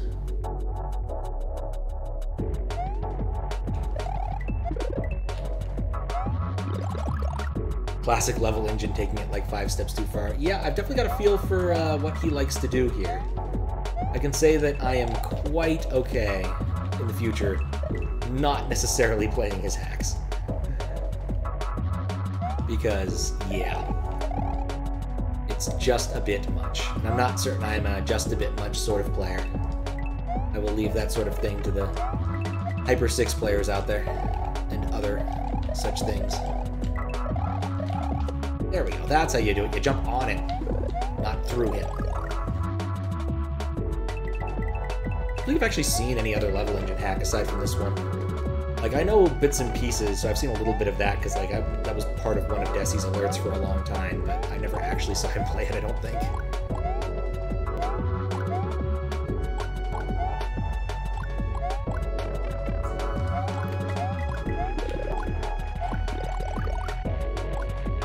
I'm safe. Okay. Just gotta keep those guys off screen.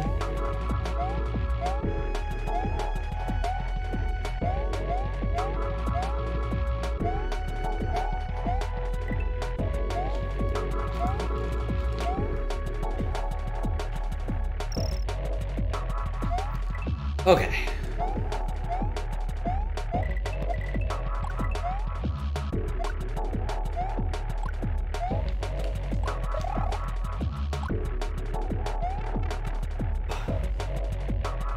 Desi playing bits was an experience back before you were banned. Yeah. What's up, Orca? How you doing? Alright, now to see if I can get through this bit here.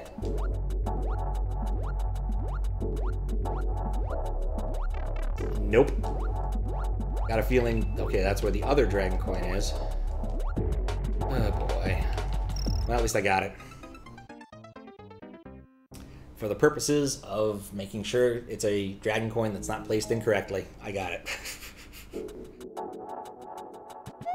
That's at least probably 4 dragon coins.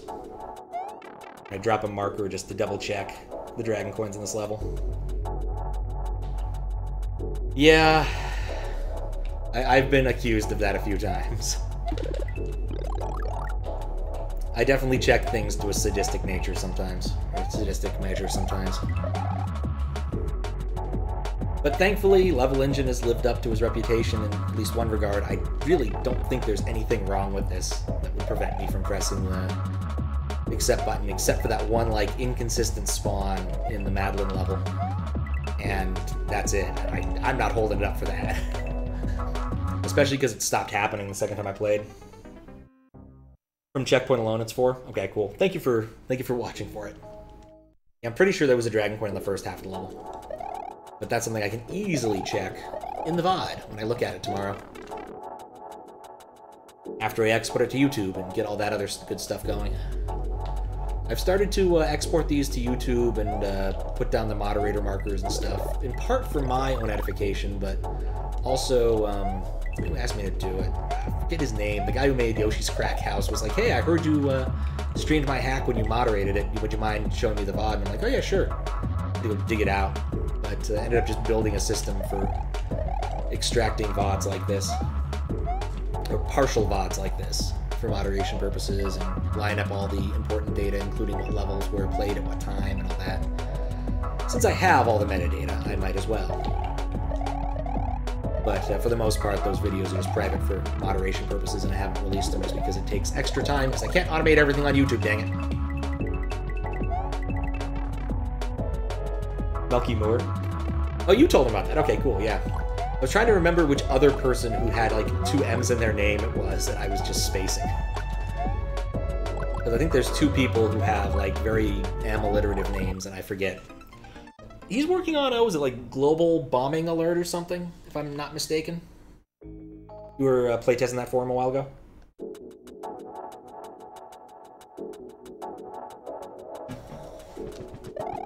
I think I did download it and play a little bit of it on the side. Not quite. Global Bombing Broadcast, yeah. I was close. I was close. Need to finish that? Yeah. It looked like it had some fun stuff going on.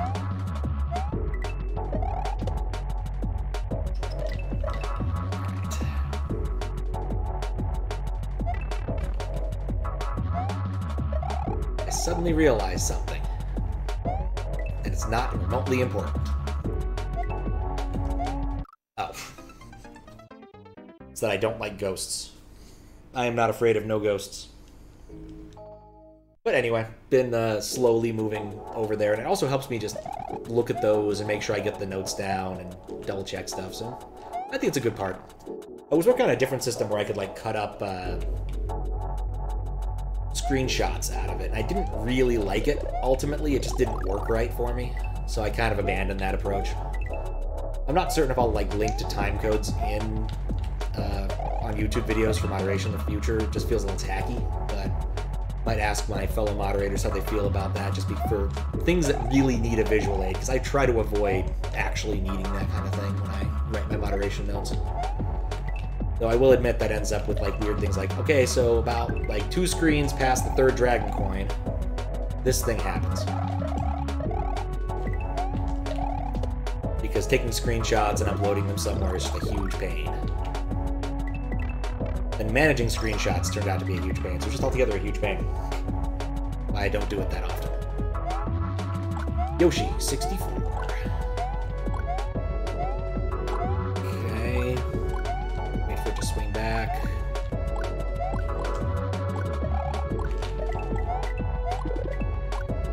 I think I'm safe.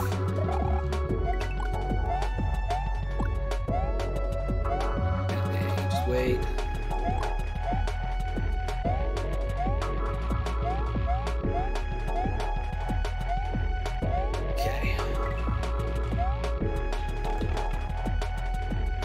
Well then.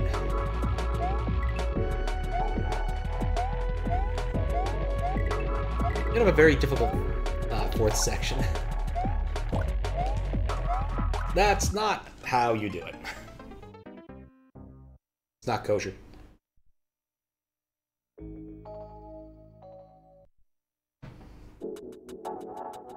This is indeed hard.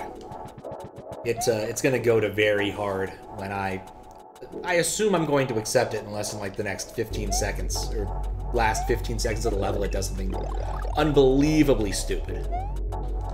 So, which kind of doubt is going to happen.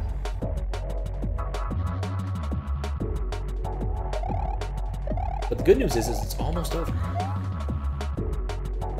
And again, it wouldn't be so bad if like the midway was like at the actual midway.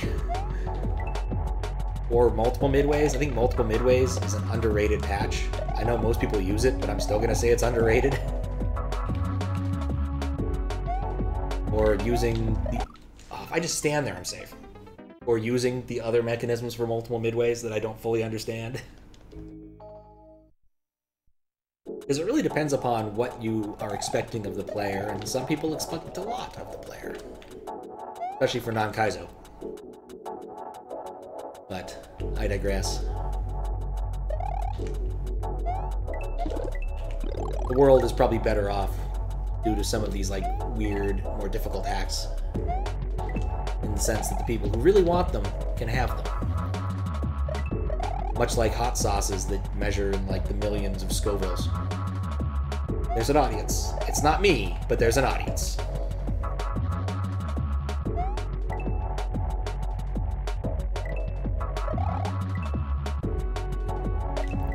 There we go. I feel like 9 times out of 10 I mess up this part. Or all I have to do is this. Duck. And then there's this part. The ghost fan.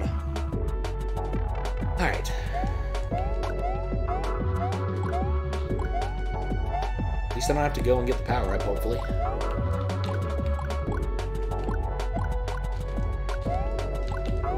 Okay.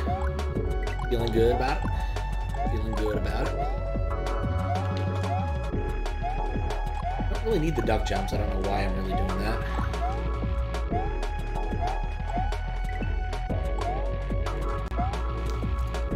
I didn't get hit. Alright, back around. Hopefully I can salvage this. I don't think I remember how these things work. There we go, that's how these things work. Right. Oh. Fiddlesticks.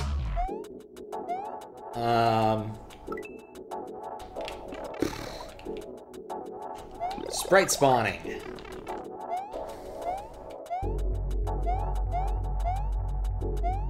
Or why I hate vertical stages. Well then. Oh, whatever. Rotating platform goes higher if you jump when it's going up. I will definitely do that. It has been a while since I needed to use that tech, and I may have never known it. So thank you for informing me.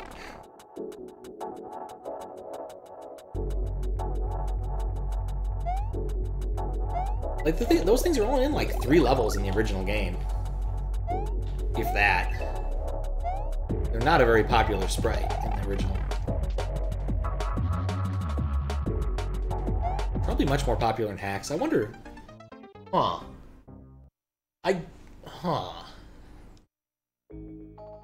Now I kind of want to do some, like, bizarre census based upon levels and look to see what the most popular sprites and blocks are. Make some sort of histogram, I don't know. Bizarre statistical analysis for the sake of bizarre statistical analysis. Looked at the rules for OLDC, and if you have to include an MWL file, I might be able to just use those. Figure out what the most popular sprite, at least based upon those for the contest. So I guess that would be kind of cool. In a very nerdy and academic way, I suppose. Not everyone appreciates a good graph.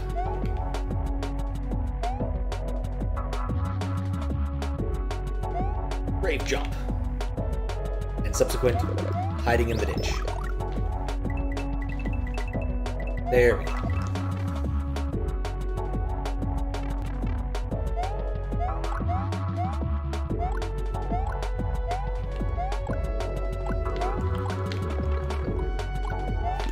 Well, I guess I can just cheese that a little bit. A little bit of cheese, not much cheese. In fact, it was kind of like the opposite of cheese.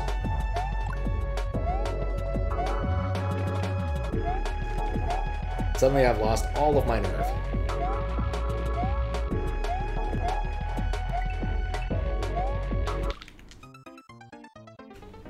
I panicked. Should have panic spin jumped though.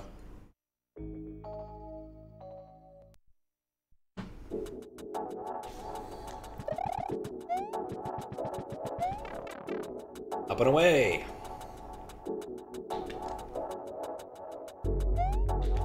Okay. This time's gonna be different. I can feel it. Very possibly I can feel it. Very possibly I might also not do anything different and still die in the same dumb way. But the confidence matters.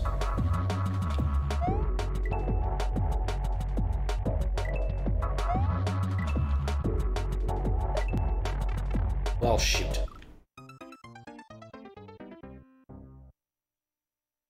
Well, that was different.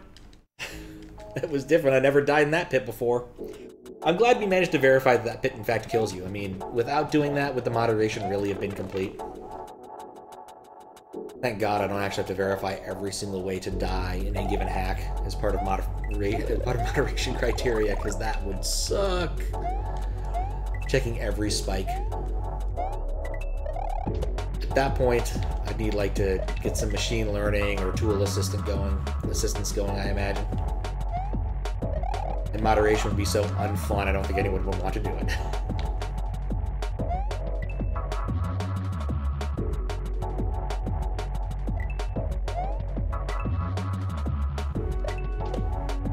Okay.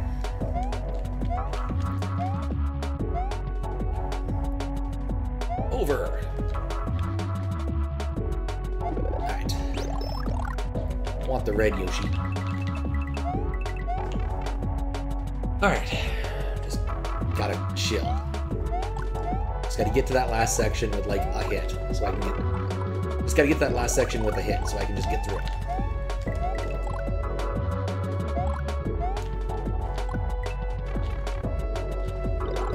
Well, at least I got my mushroom and despawned one of those critters. So I guess that was kind of worth it.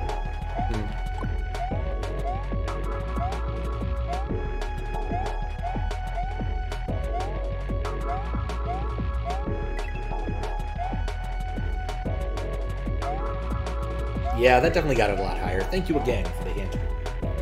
At that point, you might as well make it a task. Pretty much. I imagine I'd write some sort of, like, robot to check these sorts of things for me.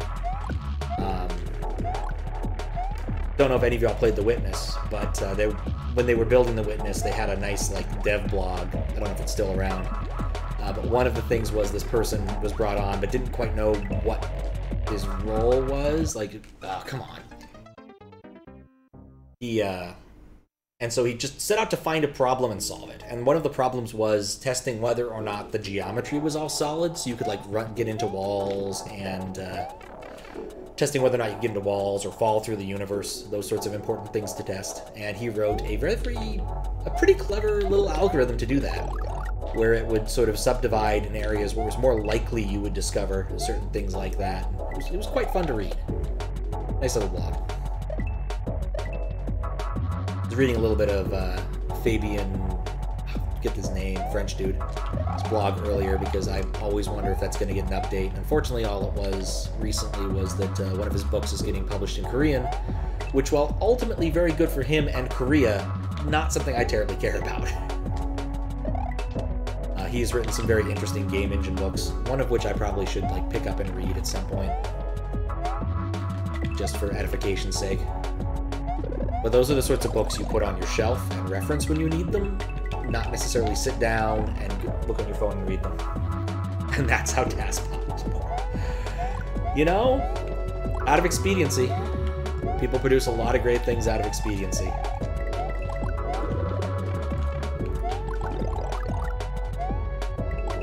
Like cornflakes and graham flour. Those are terrible examples. I don't know why I went to those.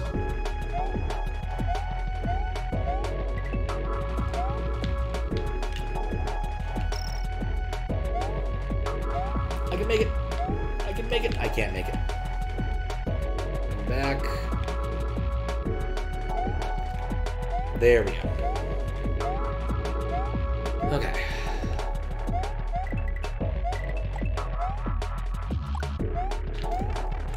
So many up pipes.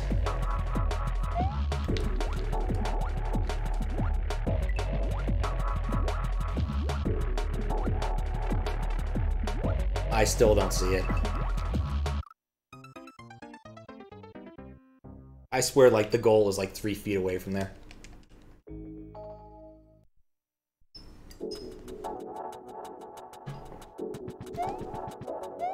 Alright.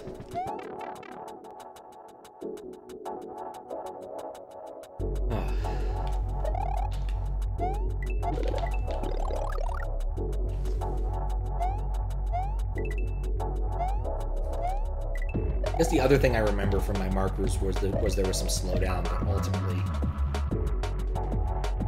you have to have an awful lot of slowdown to be rejected solely for slowdown.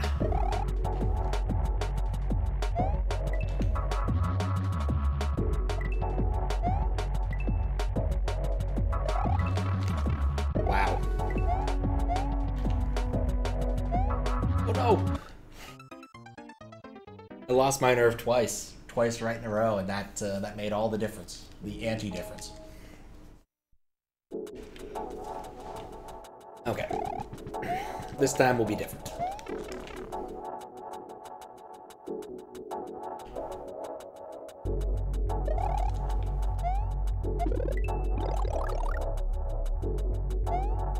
Also, there's so many coins on this stage. I actually feel like I almost could stay ahead, because I started at 69, I'm only down to 57, despite dying many more times than that.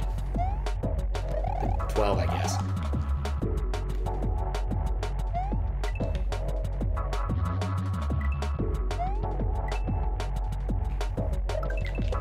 There we go.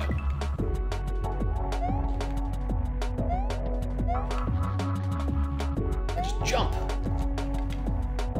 Ignore puzzle, jump and stay.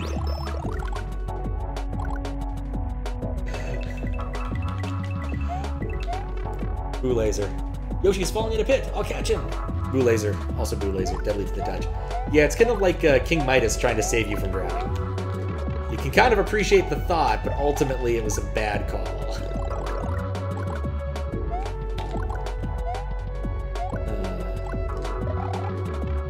Oh, I didn't even get a bounce. There we go.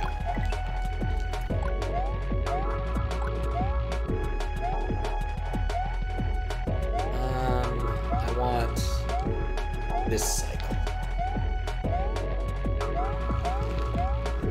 Okay.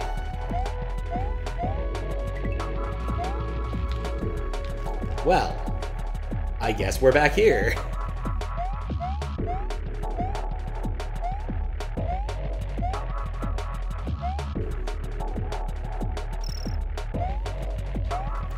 Okay.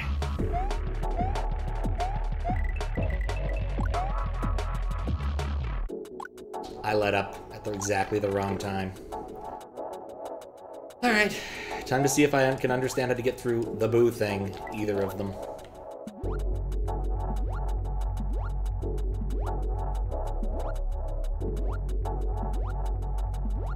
I still feel like jumping. Okay, jumping was the right call. Cool.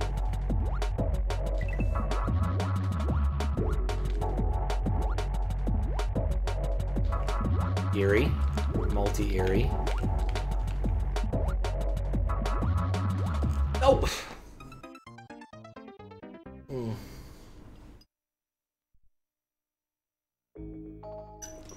My nerves are getting to me. Hands are sweaty. It's been a long time since I've had to deal with that. It's been getting warmer lately.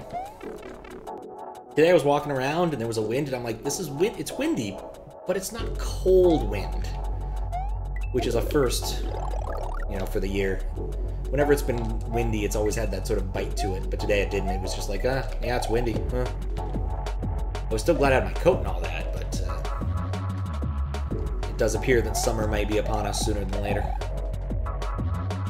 I thought after this, after last week, which was absolutely beautiful, we'd go back to Seattle normal winter, but nope.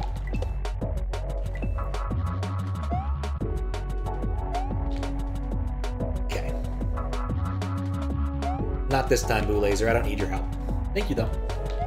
It's nice that Boo Laser is always there in case I need him. There we go. Alright.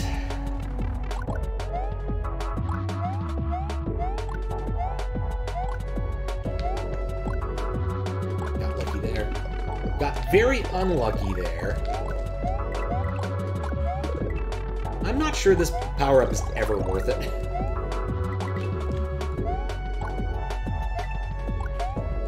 Okay. And I want... that one's coming... Oh. I was impatient. Nope. Well, I guess I've got more options to try to land on the far edge. I really should remember that I can simply spin jump my way out of the situation there in the event that I feel threatened. No.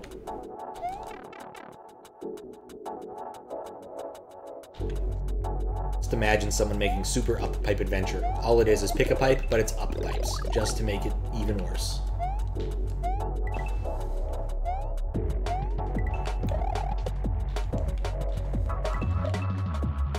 Okay. Good UT stuff. Let's see if that game holds up. A game I would like to play, but also, like, I recognize that it's a little bit too old to be secure. It's like I need to play it in a VM or something, because I think, like, it can force you to, like, download DLLs and stuff. It was a very different time.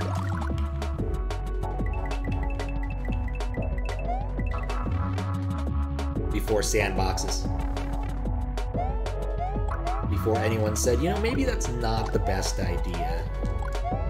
Letting arbitrary people on the internet able to load code right onto your computer. They should at least have to earn it. By finding some sort of 0 day as opposed to just being given the opportunity.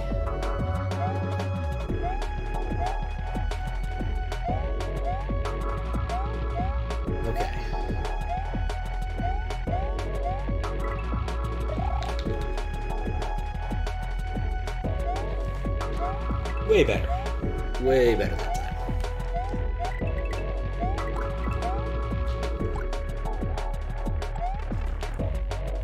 Alright, this is like the best count I've gotten here with.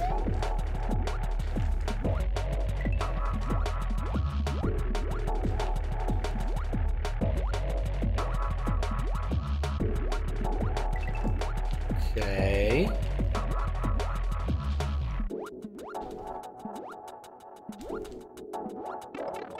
Alright, best count I've gotten here with. Still doesn't matter. And the level... there are no more levels. I'm okay with that. I'm okay with that. This took forever? Yeah, no doubt. I think it took, what, some 8 hours to clear 12 exits? I don't know, I'd have to go back and look, but this has been a long-ass moderation. At least 4 of those hours were in the in this level, the prior one. But it's over. That's all there is. There isn't anymore. All right, Zamerix. Yo, Zamer. Is it okay for me to post the link to the BPS in the chat now, or would you prefer it for it to stay private? It's more convenient if I can make it public, but... Groovy. Thank you for the GGs, people. There we go. I need to make it easier. Vanilla contest hack, 3 levels. Kaizo, alright. And of course, it always wants to remind me you probably shouldn't do this. Thank you, Discord, for trying to keep me safe. There we go.